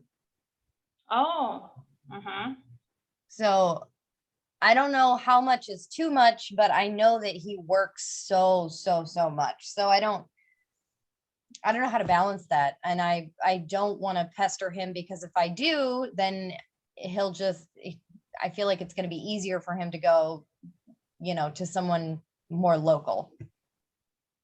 So, okay, but you've already is he like already kind of into the process, pre-approved, like, or he's just barely a lead and you don't really know what he's got going on yet?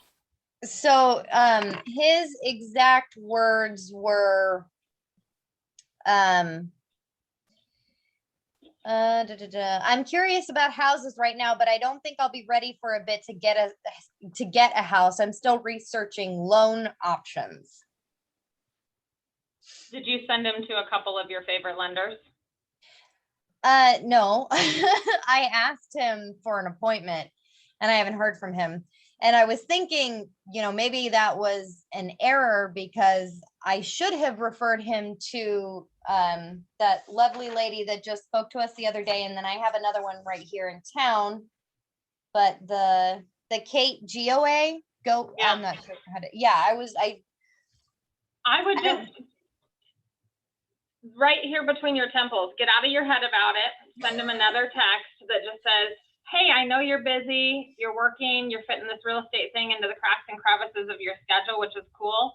I thought I'd send over some lenders' contact information for you since you're just getting started. Let me know how those conversations go or how I can help in the meantime. Okay.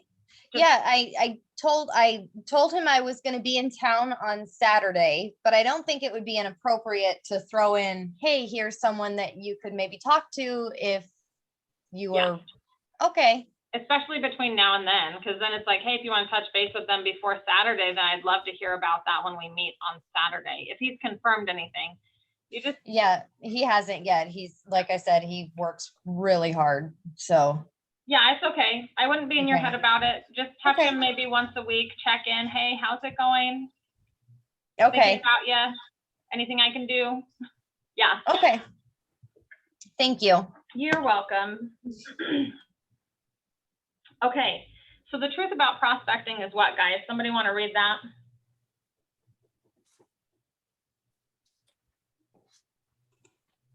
Prospecting equals meeting people and building purposeful business. Relationships equal a strong real estate business. Yeah, absolutely. Absolutely. So there's all kind of ways to do this. Have you guys taken your creative customer contact class yet? That's tomorrow, maybe? Yeah, it's tomorrow. Okay.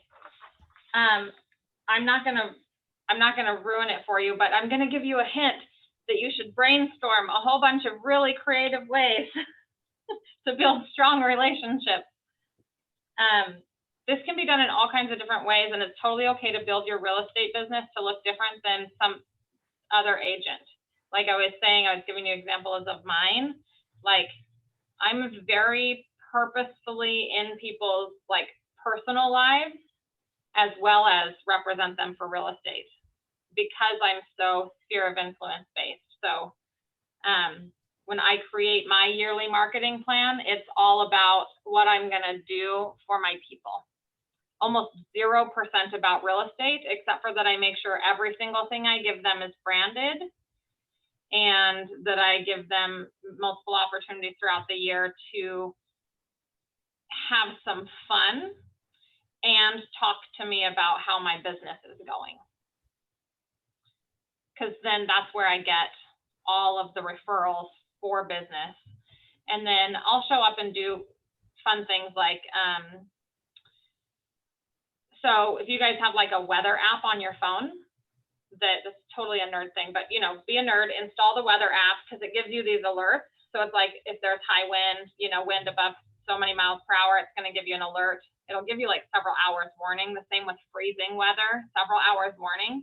It totally gives you an excuse to text your sphere of influence and say, hey, I just wanted to let you guys know severe weather headed your way in about 3 hours. It's going to be under 30 degrees, so make sure you keep those faucets dripping and those cupboard doors open. Like, that's a realtor thing to say. Stuff like that. So, or like severe weather coming your way, like don't forget to bring in your garbage cans before they blow away, whatever the thing is. So those are all like little ways to do that. In the fall, you can buy at Lowe's for about $1. You can get those little covers for the hose bibs that are insulators and swing those past your people. Drop them off and be like, hey, before it starts freezing, I just wanted to drop you off this little insulator. Here's a few more business cards. I know you're probably running out. Like, just stuff like that. Anybody else have any other ideas that might work?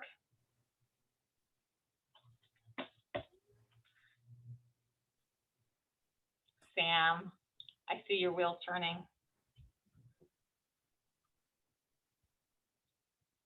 No? I find that generally people like it when you show interest in what they're doing or what they're promoting. So, you know, anytime you can show up and support those things, that's a good thing to do as far as building relationships. I mean, before COVID-19, you know, people play music. You go out and check out their show, talk to them. You know, if they're in a theater production, go to their theater production, talk to them. I mean, in any of these kinds of things that people hold dear to their hearts, if you support them in those things, they will like you and they'll remember you and they'll listen to you when you approach them about whatever it is you want to talk about. Yeah, Sam, absolutely. That's my 2 cents.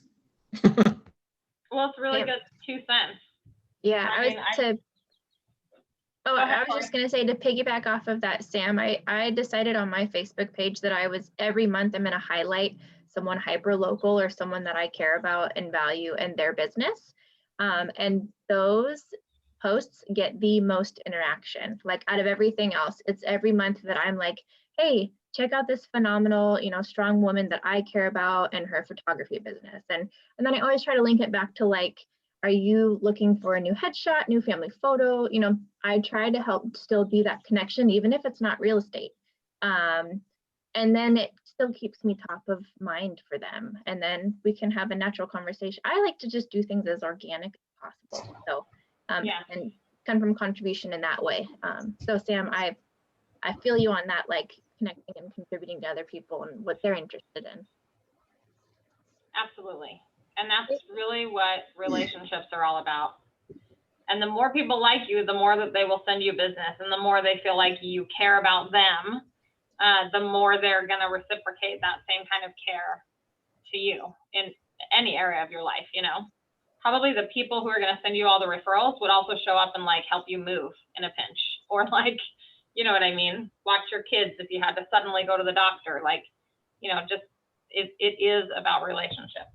Okay, let's talk about some of the technical aspects of this prospecting, conceptualize it from a technical standpoint as well. The 4 C's: capture, connect, close, and cultivate. We'll be on page 17. Who would like to read?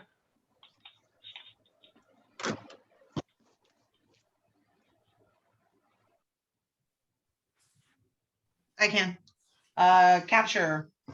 The goal of building a database is to capture as many haven't mets as possible and turn them into mets quickly, and then turn mets into repeat and referral business.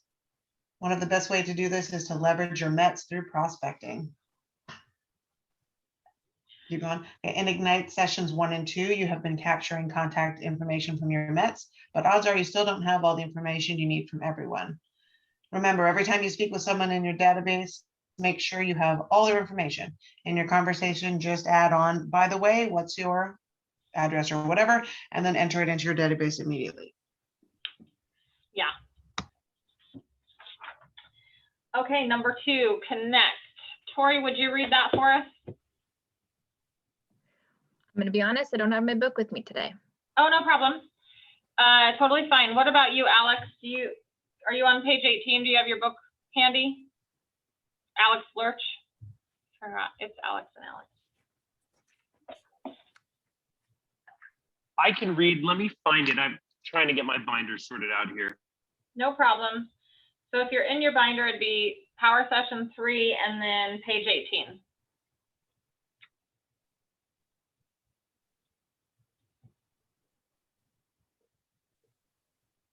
Alex is still doing some lead gen with some potential clients. Well, awesome. Okay, so you said the top of page 18? Yep, where it says number 2, connect. Successful real estate agents understand how important it is to connect with people and refine this skill by doing it often and consistently. Your goal in the connect step is to approach an individual in a way that builds rapport and trust. One of the best ways is with questions. Look for opportunities to be of service to them. When you use your scripts and uncover a real estate need, dig deeper for more information that will help you close. Would you like me to read the examples? Yes, please. Sure. So get details to add to your database. If you would, please tell me a little bit about your family, your job, your life. And that's the who. Then you want to assess their wants, needs, and plans. What are you looking for? What do you want to do? That's your what. Pinpoint their location. Where would you like to buy? And where is your home located? That's your where. Determine their motivation. Why are you moving? That's your why. You get a feel for their timeline. When would you like to do this? That's your when. And assess their expectations. How do you plan to do this? And that's your how. So using questions that start with the words who, what, where, why, when, and how will get you the full story on anything. Yeah, absolutely. So those connecting questions, I mean, it's so essentially the connect. I would like to take this one step further and say these connecting questions is like the bare minimum of what you should be asking during a connect session if you know you have a lead, right, that you're connecting and cultivating. So this would be like the bare minimum number of questions. When I do mine, I put them right into a buyer consultation. And now with COVID-19, I'm actually doing some buyer consultations via Zoom or even over the phone, depending on the client's comfort level. What has helped me to make it feel like it's still an appointment, and so they give the conversation value in their mind, is to close for the appointment on the phone and say, when's a good time we can spend about 30 minutes on the phone? Different than, you know, right now, and then that way we can move through that and schedule it.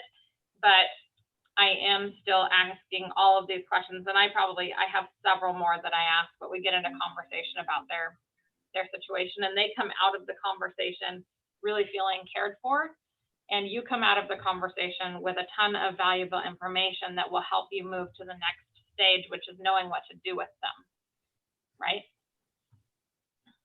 Okay, a volunteer for page 19 to read close.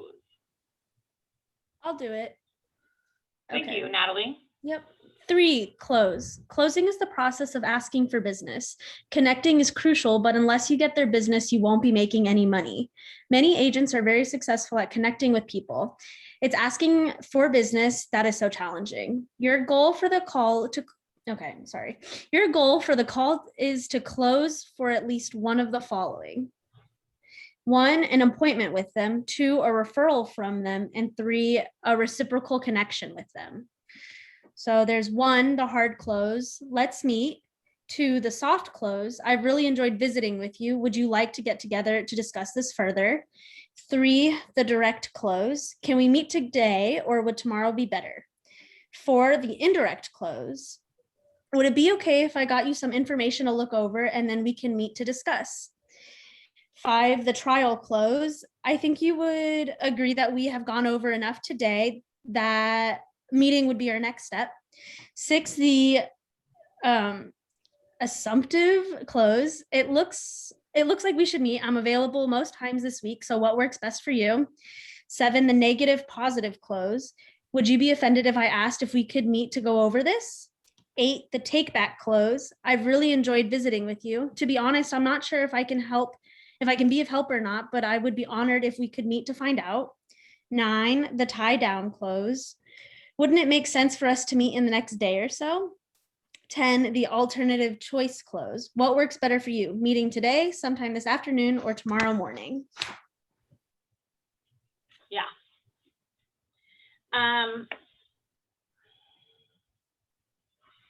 What do you guys think? What's your favorite? Everybody's gonna have their own like favorites on this list, probably.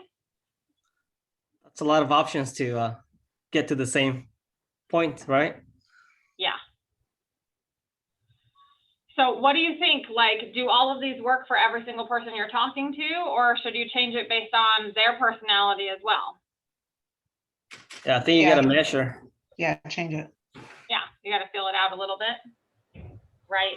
Yeah, that makes sense. So some of it's gonna be like, I know I have 3 or 4 top ones that really match my personality well. So those are my go-tos. And then I'm tweaking those based on also the person I'm talking with, like how I feel about their comfort level, and if they're an assertive personality, if they're more reserved personality, what's the situations, then I'll use a different clothes for those various situations. I got so that I 3. can make them feel as comfortable as possible while still getting to the same end result, which is closing for an appointment. Right? Anybody got a favorite? I'm curious. Number 2. Number 6 is my favorite. Number 2, Noe says, I really enjoyed visiting with you. When would you like to get together to discuss this further? Yeah, that is a super nice one, isn't it? Okay, who else? Somebody else had a favorite. I like the direct close. Can we meet today or would tomorrow be better? Yeah. The hard close, let's meet. That's like my favorite one. I'm like, let's do this. But then I go, I actually kind of maybe do a combination between that hard close and the direct close, because I'll be like, let's do it. And then just, when works. The other one I really like personally is, I think we've gotten to a point where it makes sense that we should meet and talk about this more. I'll collect some resources. What does your week look like? Maybe Thursday at 2 or Friday at 3 or whatever. So that's the one I like a lot. Because then it just it's pretty direct to me. It's like, well, it definitely makes sense that we should meet. It almost gives them no other option but to just be like, yeah, you're right. That does make a lot of sense. Let's do it. So, and I found that works on lots of different personality types. And truthfully, like I have a little bit of a challenge reading people where they're at over the phone because I can't see their body language. And I think that's why I gravitate towards that close, because I have found that it's like the least abrasive close while still being the most direct. And so I've had a lot of really good success over the phone with that close, just because for me, it's harder to read their body language and the tone of their voice or their cadence or whatever. I have a challenge doing that personally. So there you have it. Any other thoughts around these closing scripts?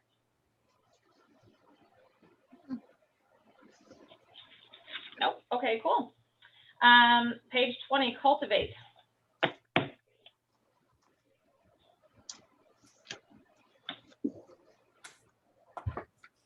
Oops, I'm going the wrong way.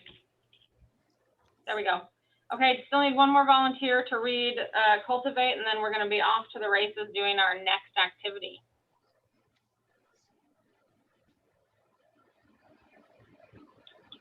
Jamar, are you available? Do you happen to be available to read on page 20?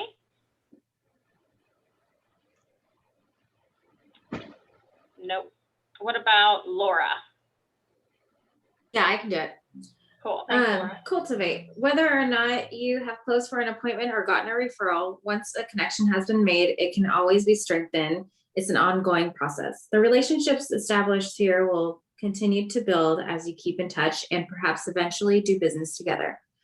And you want the relationship to keep building. People who like you will do business with you and refer more business to you. Setting your contacts up on a touch campaign in eEdge will continue to cultivate the relationship. Okay, pause that thought. Okay. Not eEdge anymore, just in this video. Just replace that word eEdge with command. That's what we're using. So setting up your contacts on the touch campaign in command. Okay. Yeah, I was wondering about that because when we did the homework prior to the second session, it was talking all about going to eEdge and all of those links had been shut down. I was super confused about that. So I'm glad that you clarified. Thank you. Yeah, that sucks. But I do want to tell you guys this. I mean, it's worth saying in this class, and I did it for our last launch quarter as well. I'm teaching a class that's not inside of our launch schedule, but it's in between sessions. Once you guys have really launched into that lead generation and stuff, you'll be ready to square away your cultivation game. And I personally teach a class around command, building out your between 36 and 70 touches, whatever is floating your boat as far as intensity of communication. So I teach you guys all about the SMART plans, what you could combine and use, which ones to use in varying scenarios, how to do really functional tagging, database organization, and getting those started. So no realtor left behind after your launch quarter. I'll teach you how to get that going. So if you don't figure it out between now and then, make sure that you do show up for that class, because you'll have a lot of value. And I make sure to spend time.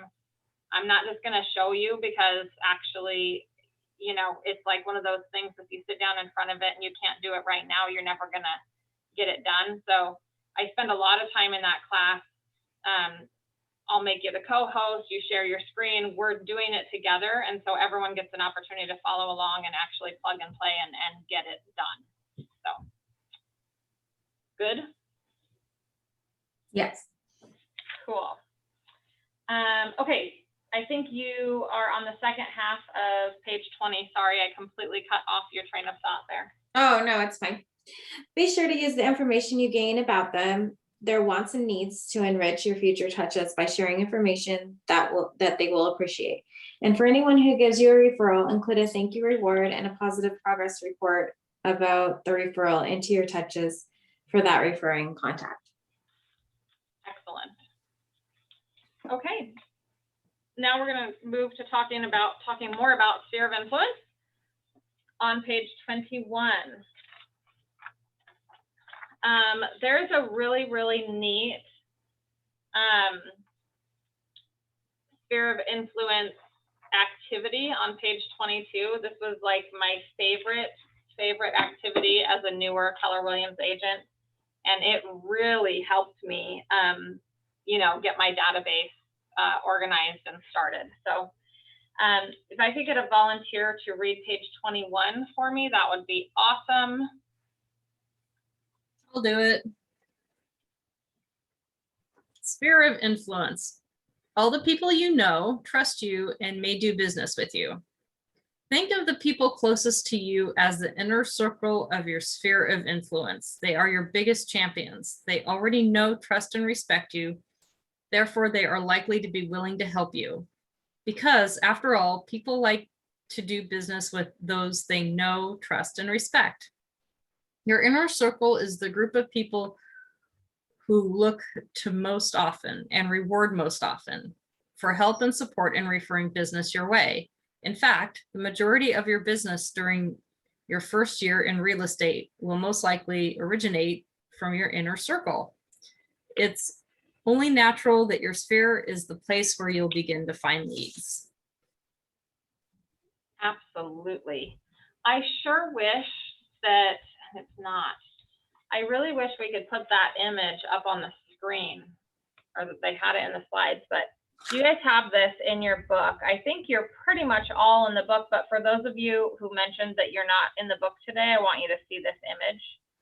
Yeah, we have it in our book. Perfect.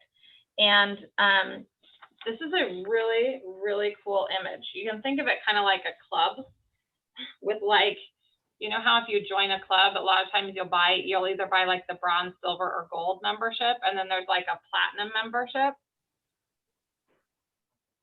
And there's different benefits that go with each. Like, think of your inner circle as like your platinum membership people.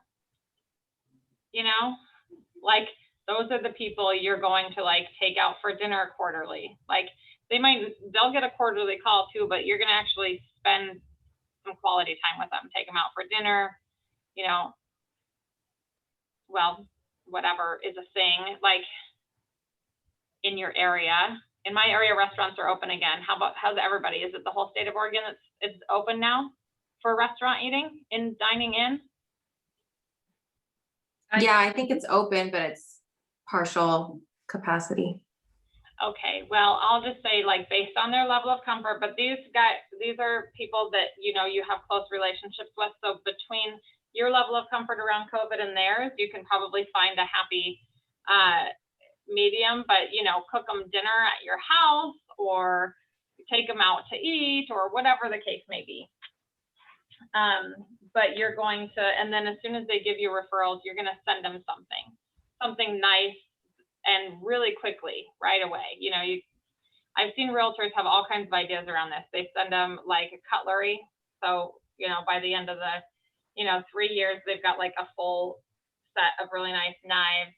Other people just send them coffee cards. Some people send them a little box of cookies, like chocolates, whatever the case may be. Just send them something nice as a thank you every time, to reward that behavior. Just be careful that you're not advertising for every referral that you get, that you're giving, that you're giving a specific, because that's a finder's fee and we don't want to get into that. We're talking about being appreciative, and that's a whole different arena. So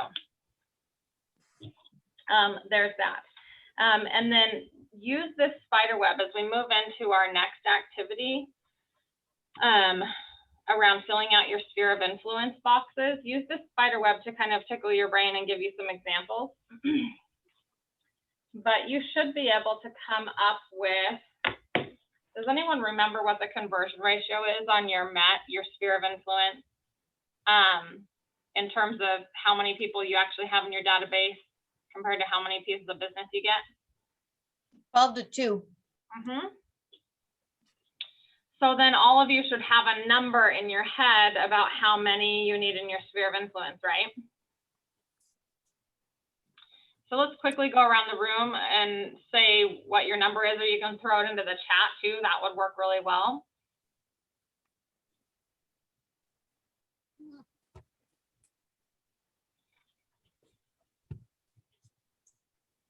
Where's my chat? My chat disappeared. Are you guys chatting with me and I'm not able to see it? Oh, there it is. Found it. 90, 25, 6. Is that pieces of business or people in your MET database? Yeah, what are we doing? Is this the number that we did on day one, trying to find out for this many transactions we need, How many people? The I'll do a 12-2 rule or whatever? Yeah, and I'll do a really quick math problem for you. So as an example, I'm just going to give an example. Like, let's say you want to do 20 transactions in a year. You're going to multiply that number by 12.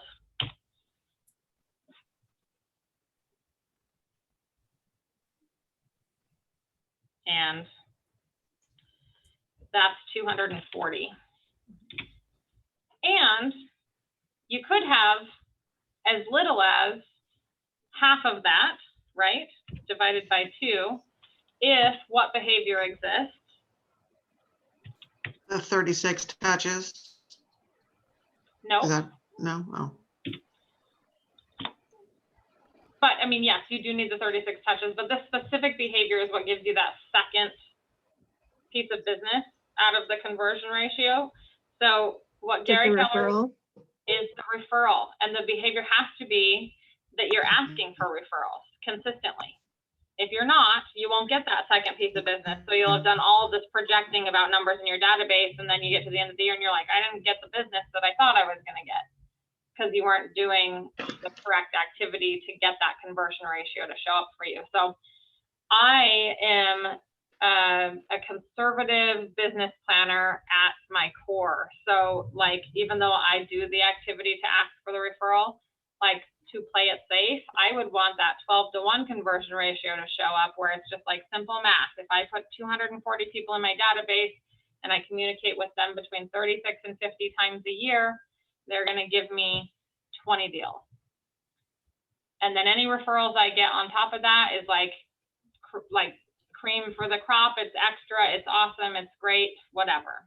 So you just know you need 240 people in your MET database. Okay. And then I would say you want to try to identify your top 20, what they're talking about as, they have like 1, 2, 3, 4, 5 examples, but I would say those 5 like circles should have a few people in each circle because you want to have your top 20 cheerleaders, or what they call them. What did they call them in this example? Your inner circle. Your inner circle. That's right. I would call them cheerleaders. They call them inner circle, but it's the people who will just, they'll give you referrals left and right because they just want you to do super well. And I would make sure that you have those people identified. You can kind of clarify based on, you kind of know the level of relationship you've got with folks. But because your interaction is going to look a little bit different with them. Okay, let's take the next 10 or 15 minutes and fill out the page number 22. For those of you who do not have your book today, this is the activity. It's in a grid pattern, but this is just a brainstorming sheet. So you can whip out a piece of notebook paper and a pen too, and write down the following examples of your sphere. Immediate family, and then, you know, list as many people as you can think of in your immediate family in that box.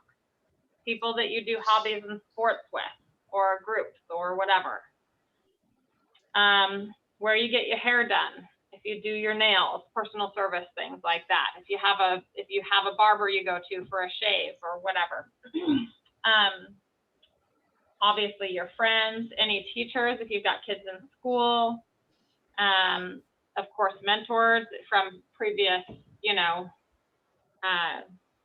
work and stuff like that, your home and auto repair guys, churches, clubs, volunteers, other real estate agents, relatives, neighbors, other professional services like your doctors and your dentists, mortgage title appraisers and inspectors in there, past coworkers, bankers, insurance, financial attorneys, and others.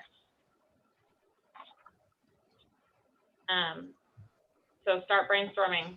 And something that may help some of you, those of you who have LinkedIn, you probably have a lot of these connections already, like at least when it comes to like service providers and things like that. And if you don't have anyone local and you're new to the area, LinkedIn has a function to search for those kind of service providers in your area. So you can utilize that too. If you just need a place to start building a sphere, search it up. You can utilize Google search for businesses and then just make the effort to introduce yourself. But let's do some brainstorming. This should have actual names on it, okay?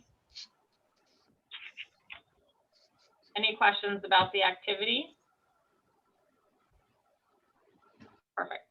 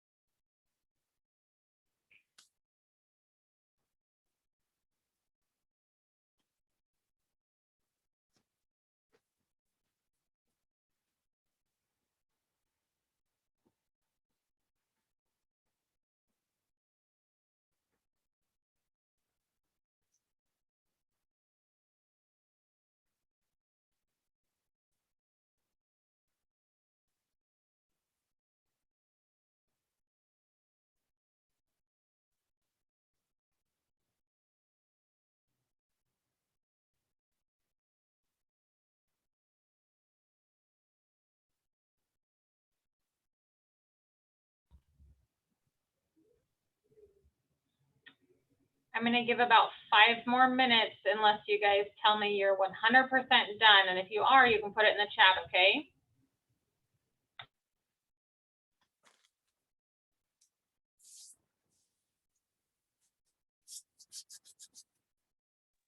I actually thought that we were done with this like a couple of days ago. So I've been working on it thinking that I needed to catch up. So I'm just continuing to work on it.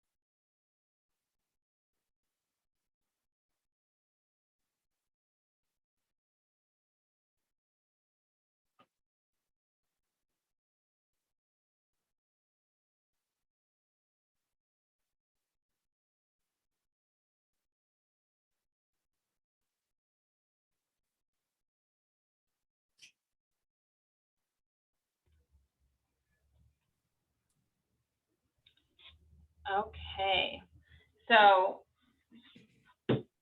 feel free to pull this page out of your binder and like stick it in the front pouch and continue to work on this as you go.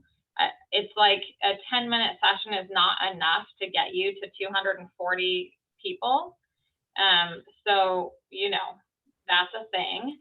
And you'll want to do this in kind of sections where if you've already imported contacts from your phone and you've kind of got them organized, you're getting them organized or whatever, you can kind of like take stock of who you already have and say, okay, if I already have 70 people in there and I know I need 240, this is how many people I need to come up with extra where, you know, I'm going to start. So use this to kind of like fill the gaps, get the creative juices flowing, and get you to your number. And then the huge important thing is to definitely identify your top, you know, your inner circle, those top 5 to 20 folks that will send you business all the time. Okay, on page 23, you will see, let me see if I can get my, oh, it's because I don't have the pointer on. My slide to advance. What's going on here, people? There we go. So, okay, we are going to watch a video called Cold Calling with the Real Estate Brothers. I should still have that pulled up here. Yes. Gonna drag it across.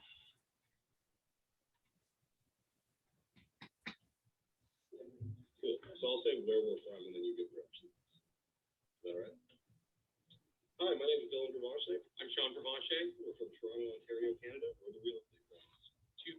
2014, we wrote 72 transactions for $47 million. Sean and I are very lucky because we're actually fairly entrepreneurial in sales. So we were able to just sort of survive by luck and by just sort of being likable and nice. We had a decent business that wasn't growing. We did a lot of door knocking originally, but what we found was with bad weather, plus you have to drive to door knock, it was just too much of a wild card. If we were to grow the business, we needed to add people to our database, and if we were going to do that, we needed a systematic way that we knew we could achieve results that were predictable. So we just kind of started cold calling about 3 hours a day, and we found that the results were phenomenal. So take a look where we've been this whole time. We can literally do it from your kitchen. More time effective. Yeah. If you're cheap like we are, you don't want to spend a ton of money on the web or in print. The telephone lines, you pay a monthly bill, and you can call all you want. One year, come in here and show you the cold call later. We got a map where we've broken the entire city into zones. We like to target areas where we have buyers. It's been scrubbed to the do not call list, and it still represents over 250,000 phone numbers. All of our guests have 3 monitors. We have Mojo in the middle. We have our scripts on the right. And then on the left, do some research on the heads they're calling for, stuff like that. Cold calling is like adding jet fuel to your car or something. Like it pumps your business up. We went from making, what was our first year, like 70K, and then this year together we have 1.1 million. So this is Sean calling from the Real Estate Brothers.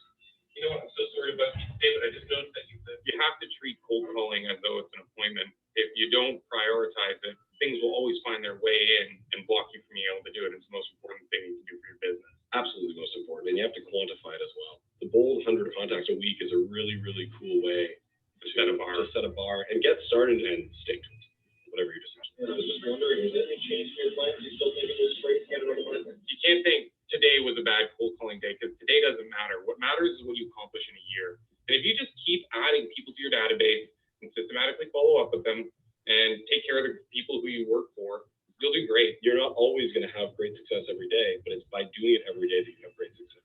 We're going to be in the neighborhood for the next 2 weeks giving free evaluations. You know what I'd love to do? I'll say too that one thing that we were afraid of, and I think everyone is just the rejection side of things. People being mean to you on the phone and rude. We have this saying with our team that you're either part of our future or part of our past, and either way it's fine. The people who are rude to us are obviously not going to be part of our future. Have a chuckle about it. Like honestly, when someone passes at me or something, I just laugh. It's funny. If you think that it might make sense for us to put some intention into the weekend. The more time you spend not on the phone, you're losing money, because that 3 hours of my day is my 20% where I make my money. Don't get ready to start thinking about how you're going to eventually do something. Just do it. Like just do it. Done. Stop watching this video. Get off your butt and go start dialing numbers and talk to people. Just get on the phone. Yeah. And if you hate money, don't do it. Yeah. I love that. Okay, what do you guys think?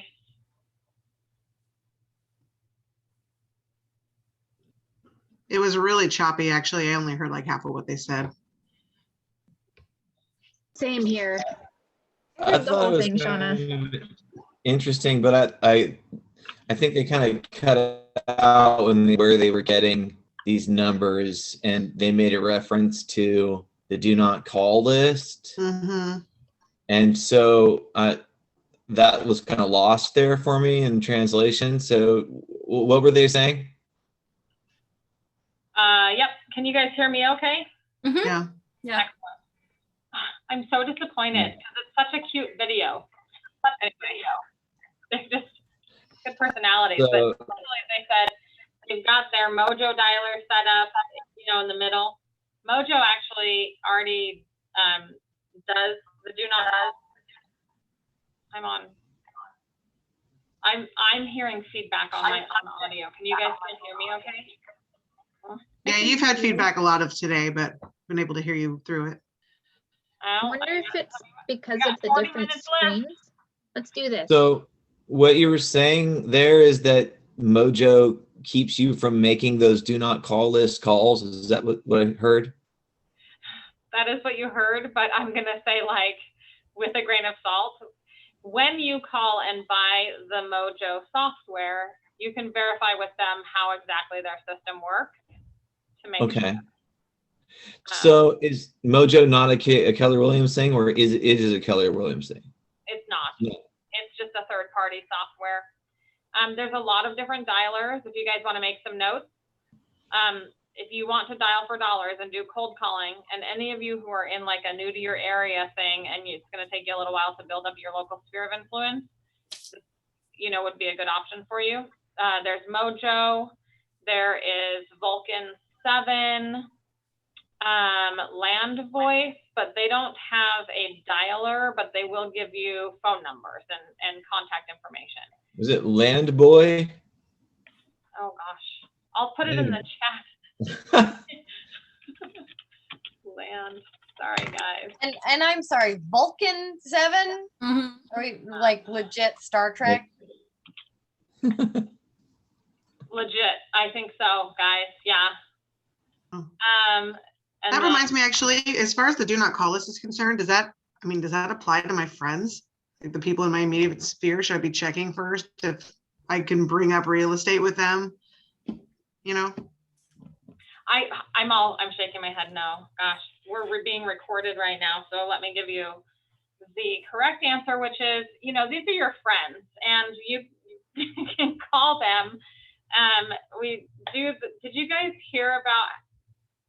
Have you guys heard about the sandwich, essentially, where you just call? It's like a social call. How's it going? You talk about their career, their lives, their dreams, any future plans, and it's a social call. But when you talk about their job, you ask how their job's going, they tell you, and they're immediately going to ask how your job's going. Then it wouldn't not apply, right? The auto dialers and the cold calling applies because you're literally calling saying, hi, this is Shauna Rice with Keller Williams. We just listed a house just 3 doors down, and I was calling actually just to let you know we have an open house this weekend. Do you know of anybody interested in moving to the area? That's totally a sales call. You do not know me from Adam. I'm calling you. Yeah. You get my number, type of deal. It's a whole different scenario. So that's what I'll say about the do not call list. If you guys have more questions about the do not call list, let me find you a link to that resource really quick. I mean, I know I looked at my phone number to put myself on it, and I had already done it. Apparently I did it years ago, and I still get spam calls every stupid day. All those stupid all day long. So it doesn't matter. Never answer the phone. Pretty much, right? Well, and I would say, there's a lot of people that are doing illegal activity. Yeah. Those are these spam calls. They're actually probably going to take over your bank account. Yeah. Answer that call and give them private information. And then there's businesses who are truly calling for a purpose, and it's not nefarious at all, but we still have to abide by those laws. So yeah. Okay, perfect. Any other questions around that before we move to our next video called Finding More Leads?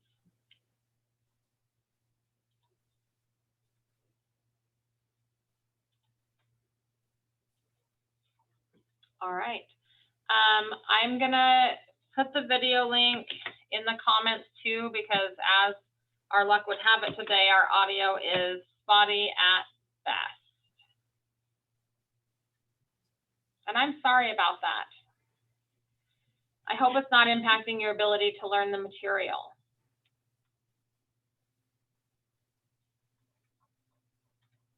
Lead generation is your #1 job.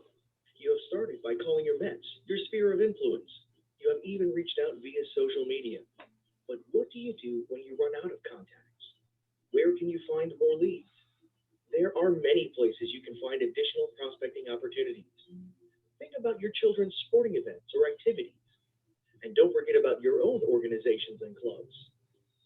Your children's school or PTA would be an excellent source for contacts, as well as your place of worship. Even your mechanic, they rely on referrals for their business just like you do.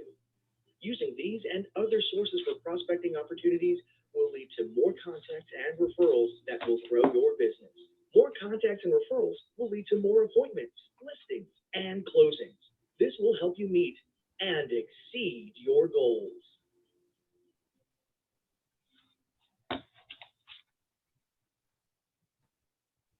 Okay, how was that one?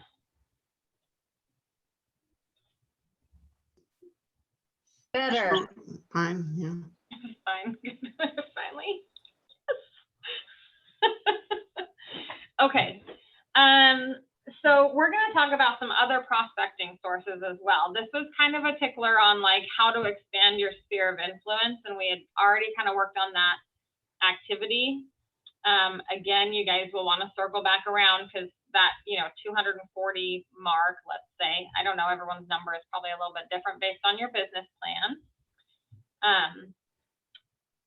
But let's talk about not met, okay? Because that was like a true conversation in this, and this is to me, like the meat of, okay, awesome.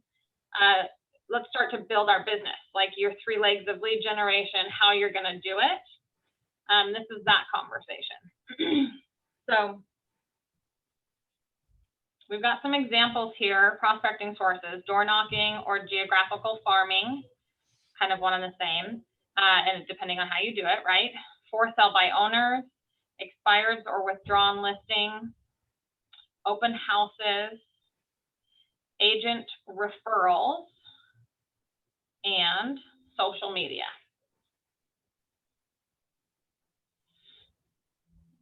Okay. Before I dive into the nuts and bolts of each of these, because there is, specific details, and I've actually had many of you reach out and say, how do I do a geographic farm? What should that look like? Or, so, and we'll get into some of that conversation here in a minute. What I want to do is show you an example right out of MREA, Gary Keller's book, The Millionaire Real Estate Agent. That's what Ignite, all the Ignite resources are built around that book as well. But I would like to show you, make this box big enough that everyone can see. The process, conceptualizing this idea about bringing folks from not met, establishing the relationship, and then when are you able to move them into your met database so that you can start counting your conversion ratios differently, right? So does anyone remember from the first day what the conversion ratio is on like a not met person? Wasn't it 19-1, or was that farming? Nope, it was not 19-1. For not mets, it's actually more like 50-1. In some cases, it's like 70-1, meaning for every person that you have not met that you then get into your database as a lead, and you nurture them as a not met, you nurture them less frequently, they're going to convert at a much lower rate, right? And that's just simply because they don't know you. So, and that's why dialing for dollars, how they have the dialers and they're really dialing and making a ton of calls because they have to call 50 people to get that appointment. And so they're doing that pretty quickly to get those contacts. And here is the idea around the database nurture on this. Have you guys heard of the 8x8 to connect? So that's an intense amount of conversation that you do right at the beginning. So you get your lead, it's a not met, any type of lead, okay? It could be a lead from for sale by owner, it could be a lead from like an internet lead of any type, Facebook ad campaign, any of those they drop in as a lead. Of course, a lead from like if you send out postcards to a geographic farm, or if you're doing door knocking and it's a geographic farm, like any of those leads, you'll want to have an intense amount of communication with them over an 8-day period, once a day. And then once a week for another couple of months. And then if they don't engage with you at that point, you just nurture them once a month forever. Is that like a variation on the 10 days of pain?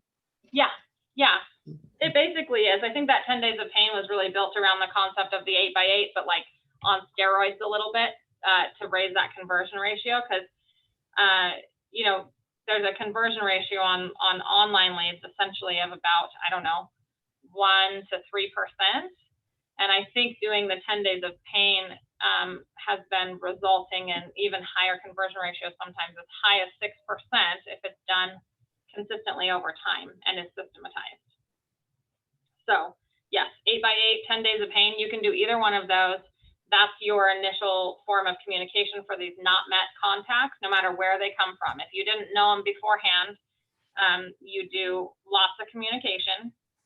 And then if they do interact with you and have raised their hand and are like back and forth communication, you can actually move them right into your MET database and then move them into that 36 touch campaign.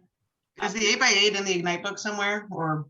It's in the MREA. Oh, that's right. Okay, Yeah. I'm like halfway through that one, so. Yeah.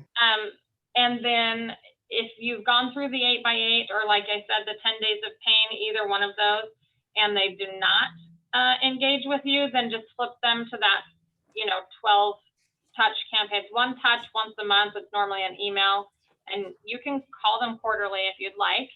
Absolutely wouldn't do you any harm to call them and check in, even if they don't answer, leave them a voicemail or shoot them a text, it's fine.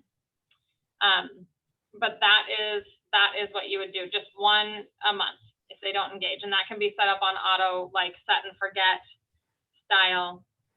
But that's your conversion ratio. So just know, so that in your head, when you're doing your business planning for like next year, and you've got all these people in your database, once they've engaged with you and you put them on a 36 touch, go ahead and change their tag from not met to met, so that when you pull all of your METs for next year and do your conversion ratio for projecting business, you'll have the right numbers. Good. Okay. So let's talk about let's talk about door knocking and geographic farming first. It says here, door knocking in a neighborhood, also known as targeted geographic farming, to promote your business means talking with prospective clients, and it's a great way to promote your upcoming open house. Don't be pushy, come from contribution, and let people know what is happening in the area. Ask for business, offer advice, and be available as a resource. Provide market information when it's appropriate. Did you know homes in our neighborhood are selling in less than 30 days? Is an example. That home over on Mayberry just sold for $350,000. That means home values are going up. And then vendor referrals. My client seems to like ABC company. As examples of types of conversations you can have. Okay, so that is one way to do geographic farming, is to do it like around a listing. Then you can have lots of conversations about what's happening with the listing. And just so you know, it does not have to be your listing that you're farming around. Like, you're a realtor, you have access to every single listing on the MLS. You can farm around any listing because you're basically just talking about the market. So, you just door knock, have your market data, and say 123 Maple Street went up 3 days ago. Do you know of anyone looking to move into the neighborhood? Like, totally fine.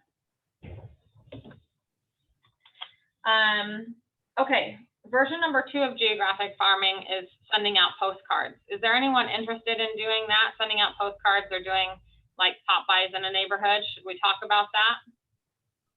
Yeah. Okay, so you can do that too, and there's some ways that are better than others to make sure that you're going to get a good conversion ratio off of a geographic farm, if that's what you choose to do, like a postcard a month from now until forever, and you're just going to be the realtor in that neighborhood.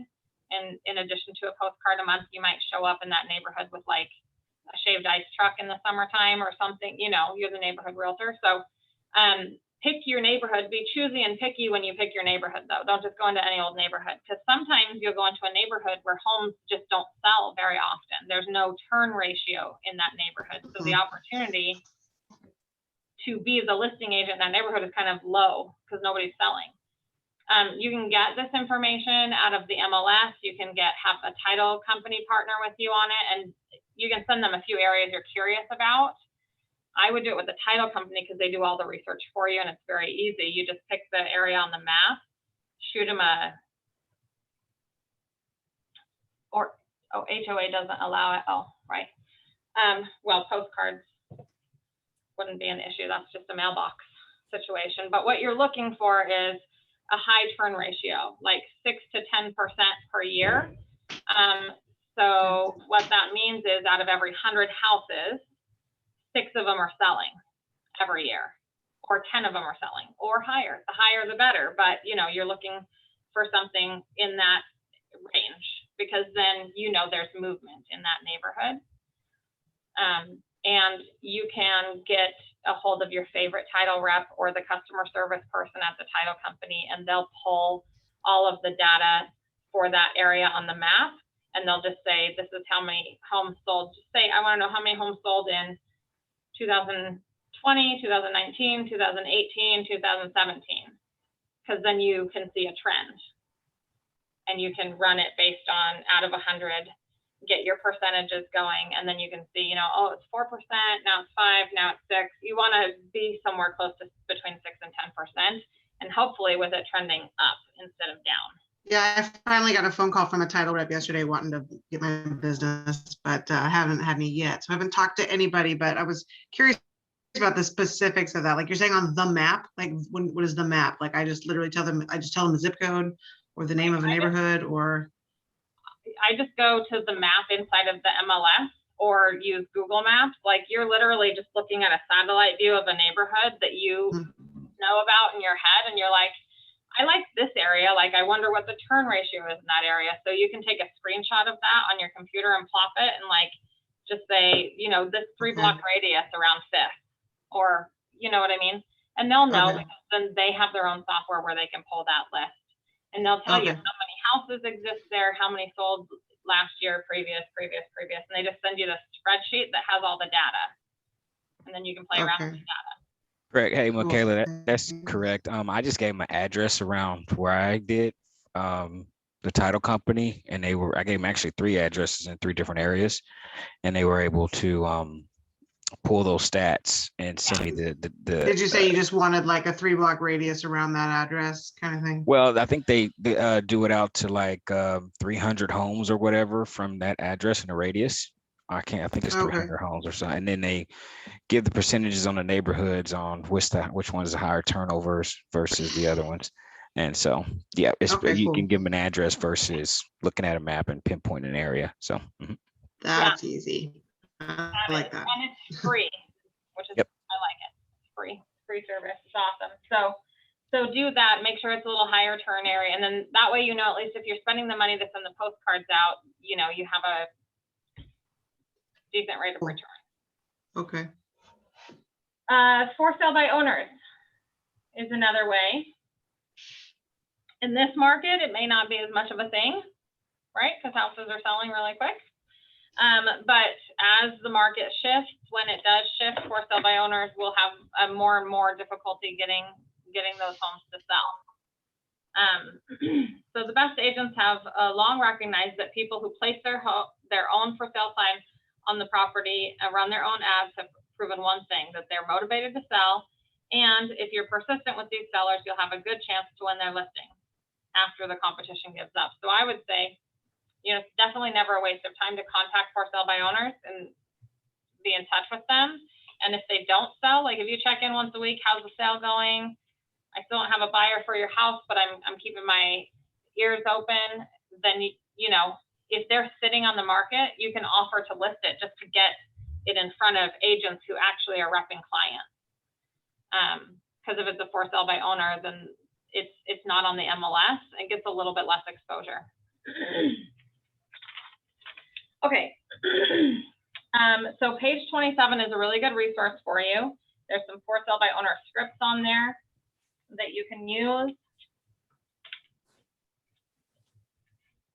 Couple of different ways to approach it.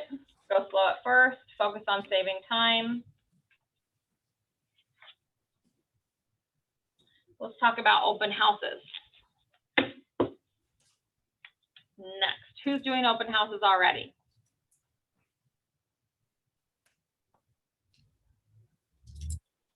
I'm about to. You're about to? And Noe, you've done a couple of open houses? 2 open houses? Awesome. How's your experience been? It was great. We both days we got the first day we got like 16 people come in. Second day we got more like 20. Awesome. And I guess they just automatically assumed that I was the seller's agent. So we had to clarify that. I was like, no, we're just hosting. But it was fun. And then last week I went and looked at I actually went out and looked at open houses, just toured the homes. Okay, so were you shadowing someone who was holding an open house, or did you actually do it to get your own leads? No, I was shadowing. Oh, you were. So the agent who was doing the open house, how did they do their lead generation off of it? Well, the person I was shadowing was not the seller's agent. That was just, again, just an agent opening for somebody. That's okay, but what did they do to create leads for themselves? Not much. Oh, okay. I can jump in because I've shadowed somebody who does do stuff for lead gen. Okay, tell us what your experience has been. I'd love to have a conversation around this because open houses are amazing. Yeah, so she would start with like asking people to sign in, and if they weren't represented by an agent, which was on the sheet, she would ask them about it, and then she would try to set up an appointment right then and there to just offer her services and do a Zoom and see if it's something they'd be interested in. She mentioned the fact that houses go so fast when you see one that you really want, you got to jump on it, and you really want to have some representation for somebody to do that. So she kind of let it that way, just, the fast market. And then she tries to set the appointment before they leave, because she said that after they leave, it's a little less likely that they will get back to you. So she would just immediately be like, hey, how's Thursday, at this time? And then she would set the appointment right there. Yeah, absolutely. And then did you guys find yourself doing COVID-19 protocols at that open house? So you were just letting one group in at a time? It was 3 groups at a time. And then she was just like, but of course, at your comfort level, if you're not comfortable with, having any groups, you can wait. But yeah, it was 3 groups at a time max. Yeah. And then they all signed in, right? And they were required to give their contact information before they entered the home. And that included like an email and phone number in their name, yeah? Email, phone number, address, and then if they were represented or not. Perfect. So that's a huge thing for you guys, because that you can contact them back afterwards. And then this is what I super love about COVID-19 is that you actually get to have them in a little bit more separately, because you do have an opportunity as you're walking them through the house to do like you build some rapport, get to know their situation. In a regular open house, you could do that too, but sometimes in a really busy market, you've got a lot of folks coming through and it gets like a little bit fast paced to really build rapport. But you get to know, are they a buyer? Do they own their own home? There's all kinds of lead opportunities you can get out of an open house. You can get buyers from an open house, buyers who are also sellers. So if they do buy, they're going to need to list their house, or they're thinking about listing it first and then buying. So if they're just a seller, like from down the street, and they're curious about the list price and the condition of the interior of the home, so that they can figure out what their house is worth or see what value you're providing to that client. So all of those things, you allowed to have those conversations with everyone through the open house. That's the whole purpose of you guys holding open houses as new agents. Take every bit of business that you can out of that. That's for you. And that's what we got. We got like, first day, we got like 6 neighbors. Just wanted to see the house and how much the house was selling for. Yeah. So Yeah, did you get and their this- contact information? Well, that was like my first week. Yeah. And I was just shouting at this person, so I was like, Well, the really cool thing, Noe, about that is, now you know what you didn't know before, but those are the best, like hottest, most amazing leads from an open house is the neighbors. I love getting neighbors through. So you get a neighbor through and it's like, well, they've just showed you their whole hand. Yeah, they want to sell their house. Like they're coming because they want to know. They want to see the inside. They're going to compare it to their kitchen, their bathroom, whatever. And then they're talking with their significant other that evening going like, oh, I bet ours would sell for blah, blah, blah. Like, we have this much equity. I wonder what we could do. Those conversations. So you want to be the agent who's And like, that's- oh, so nice to meet you. I'm glad you're a neighbor, you know, this and that. What's your phone number? Are you are you curious about the market? Do you want to have another conversation? And that's totally okay to do, right? Even if Absolutely. Yeah. this person, the agent who's listing the house, is If not you're there, you're the holding the one open showing, house- you're totally okay to ask, right? Yeah. If you're holding the open house, that agent is giving you permission to take all of the business from the open house. You know, and so that's your opportunity. It's ripe for the picking. Those are your conversations. It's your opportunity to follow up. And you can swing back by those neighbors' houses too with like a little bit of market research and some data presentation about why they should list with you if they ever feel the need to list in the neighborhood or list with Keller Williams, but make sure it has your picture and your contact information.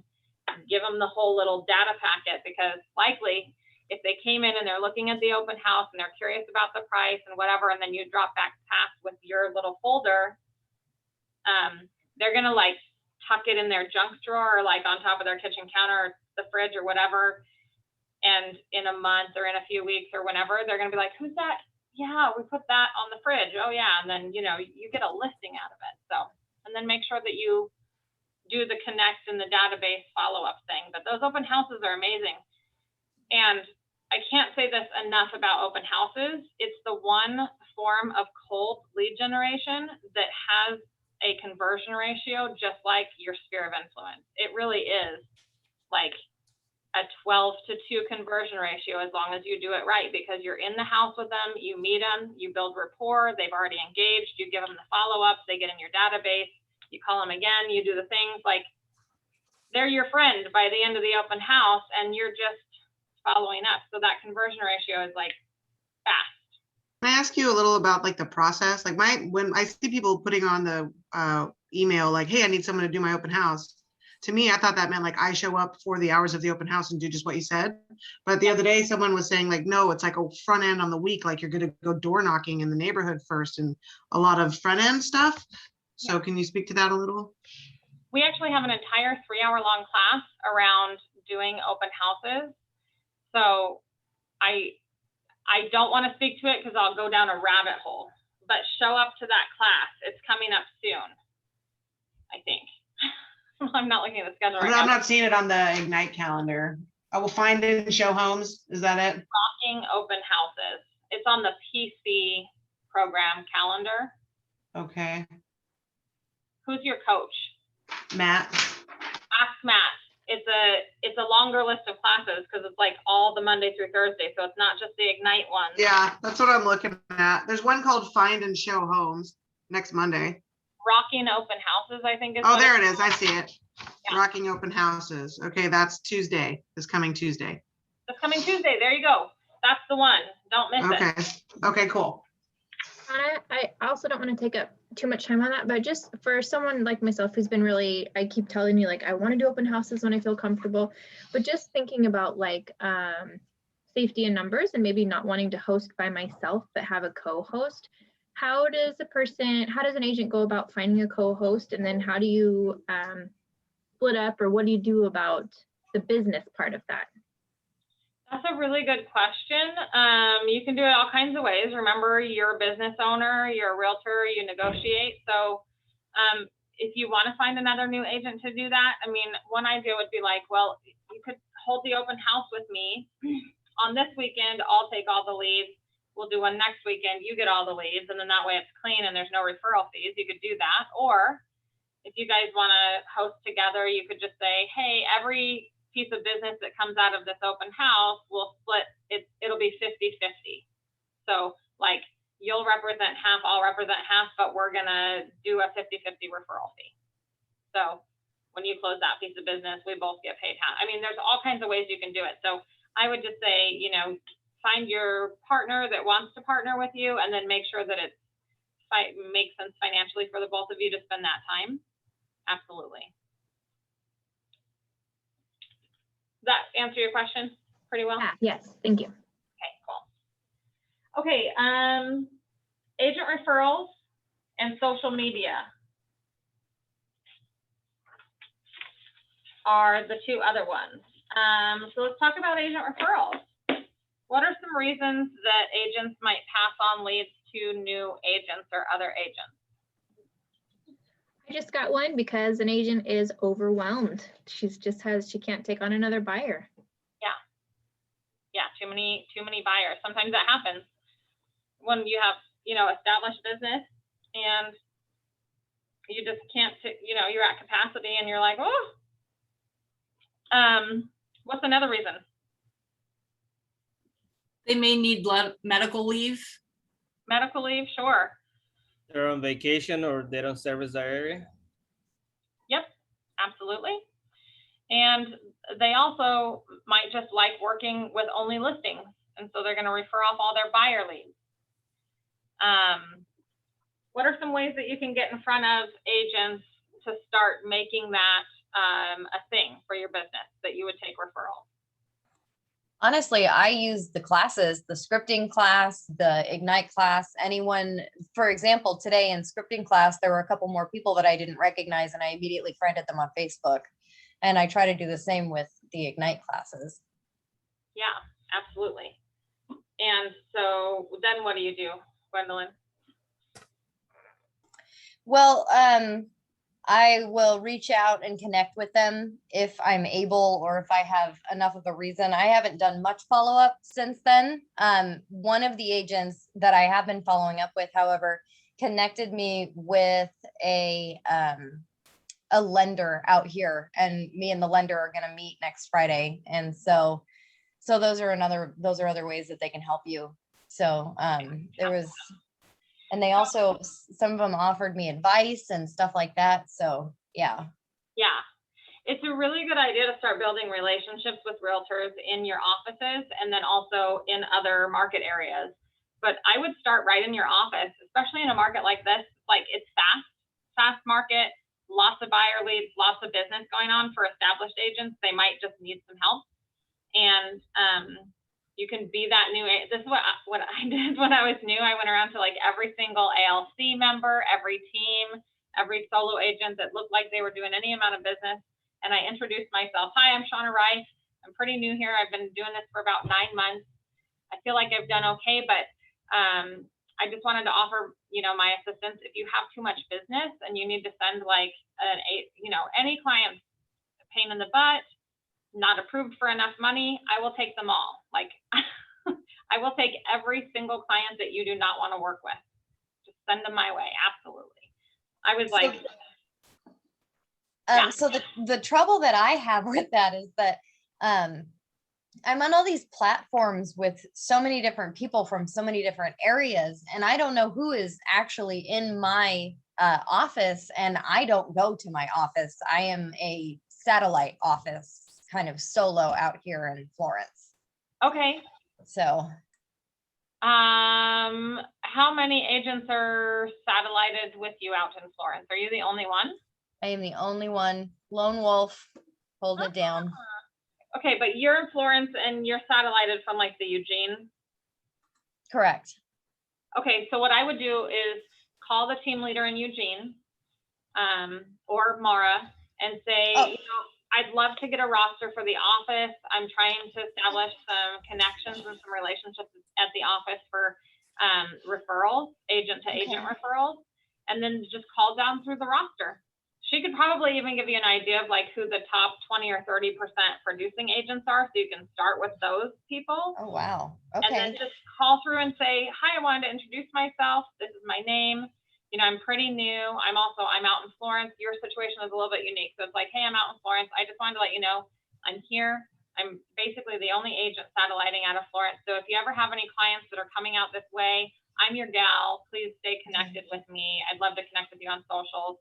Like, here's my cell phone number. You can save it. I'll save yours. Okay. Yay, KW. Okay. Be sure to give the KW plug. Got it. Yeah. I mean, this is really the real reason we're all here at KW. This is the culture. Like, these connections and this kind of like coming from abundance everyone has enough business. They'll definitely share when they can.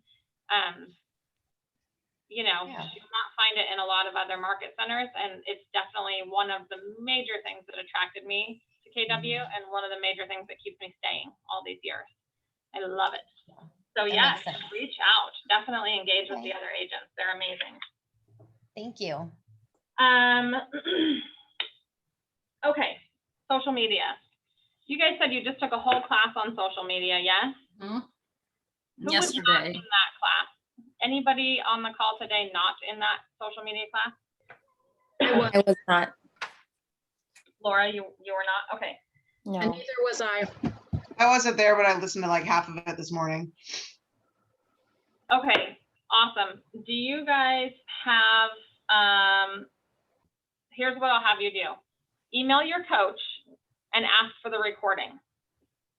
Because we've got about 5 minutes before the hour, and that's our last section. But since we have a whole class on it, I'm gonna skip it. Okay. Paris Bowie has been sending me all the ones that I've been missing. I'll put her email in the chat real quick. She's really quick to send me the links for the Yeah, classes she I sends missed. them all out. Awesome. Or yeah, just cut out the middleman and go straight to Paris, because she's the one that sends them out for the whole program. Excuse me. Okay, page 37. Basically become a lead generation machine.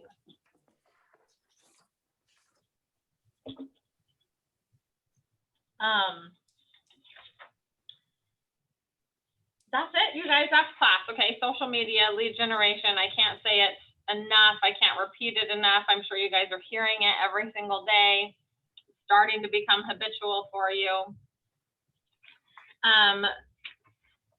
Out of today's class though, who is going away with a takeaway of like, hey, I think I know what I'm gonna add besides my sphere of influence to my lead generation strategy? Well, today I actually, during the lead generation 20 minutes that we took, I got in contact with a sales agent in Roseburg and got myself a farm. So I guess I'm doing that. A sales agent with no, I'm sorry, with Western Title and Escrow. Oh, yeah. You're getting a farm neighborhood going. Awesome. Yes. Sorry, that was confusing. I'm like, you're talking to a sales agent, you have a farm. I'm not that kind of farm. That's awesome. That's really awesome. Just remember those few things. Try to get a ratio above 6% and you'll be good to go, and then just start building relationships. Yeah, yeah. I'm feeling mildly overwhelmed. I wasn't expecting to get, but I'll take it. Anything that gets me leads, I'm open to. So. Absolutely. Just remember that, your results are really, they show up in consistency. So no matter what you're doing, just pick the thing and then show up consistently doing that thing. And, okay. As coaches, I think we're probably all on the same page when we say we recommend 2 to 3 main things that you focus on and do them for at least 90 days, measurably every day, to be able to get your results. You'll begin to get a feel for it, and especially if you're tracking your leads. So when you make your contacts, and always make a note of the source, because that'll help you think, where is this business coming from? Like, where is this lead from? Was this lead a referral? Was this lead, like someone calls your phone, always ask them, especially if you don't know them, where did you get my number? Because then they'll be like, oh, it was on a flyer in the neighborhood. Then you know it's from your farm. Or they'll say, oh, my friend Tracy gave it to me. Then you'll know it was from your sphere. You're going to track, where is your business coming from? Even if that lead doesn't turn into a piece of business, it's a lead measure to show you which lead generation activities you're doing that are measurably working. So just build that into your habit when you're having the conversations to ask how they heard about you. Okay, great. Thank you so much. Yes, and then do build your sphere of influence. Those of you who are newer to the areas, make that a focus. And then do pick one of the 5 top ones. I would recommend open houses to every single person, just because the conversion ratio is so much higher. And then pick, you know, one other area, agent referral, farm, whatever it is. And then really just consistently show up in those 3 areas for a good 90 days and measure your results, and then make a pivot at that point once you have really good data. Any questions? Because it's 4 o'clock. We've ended exactly on time. I love that. It's amazing, even with all the technical difficulties we had today. I was really hoping to. I'm also a little behind in this course, and so it would be great if I could get the Paris's emails. I could get the past classes. I can't remember if they have that email, but it would be awesome if you could put it in the chat. I think I heard only about 15% of what you said. You're really garbly. I'm so sorry, but did you say you'd like Paris's email so that you can get the video recording? Yes. I'm good at reading Zoom lips, like recording. Absolutely. Can you put your email address just in the chat for me? And I'm going to get it over to her right now.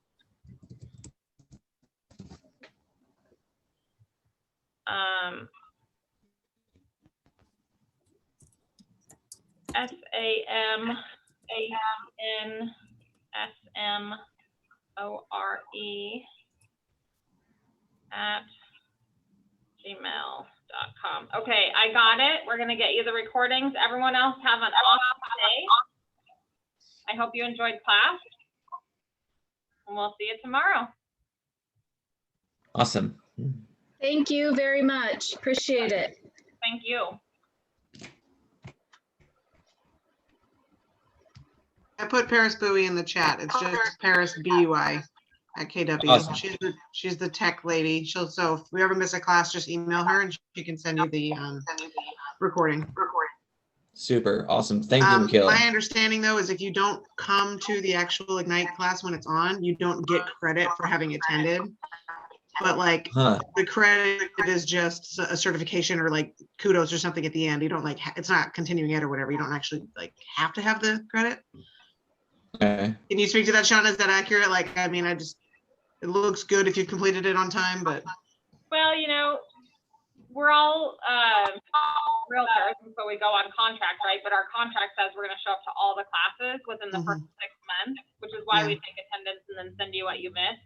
But certainly if you watch the recording and you're able to do the homework and have a valuable conversation for that accountability piece with your coach, I think that it's just fine. Just make sure that you're communicating with Mara or Matt or Paris that, hey, I watched the video. Here's my takeaways. Here's how I'm implementing it. Let's move forward. So just to clarify, can you hear me? Yes, can you ma'am. hear me okay? So as far as this course is concerned, like I just kind of got thrown into it. And so is there an expectation that we're going to fill out everything in this book and return it? Or is just attending the Zoom classes? Okay. You know, the book is a lot of information that you can reference back to. There's very little to do with homework in here besides that, you know, the long and short of it is implementation is important, and like doing the things actually in your business, that's what's going to get you business. Right. So I don't think any of us care whether you ever turn in anything or how you get to the result. Like we'll be able to really tell about implementation when you're closing deals, but we all want you to be super successful. And so that's what the material is about, is getting exposed to the material, having the support you need for implementation, and then actually getting business and revenue into your life. Right on. Yeah. Good. Thank you. Go get some sunshine. Thanks, Sam. Thanks, guys. Okay. Thank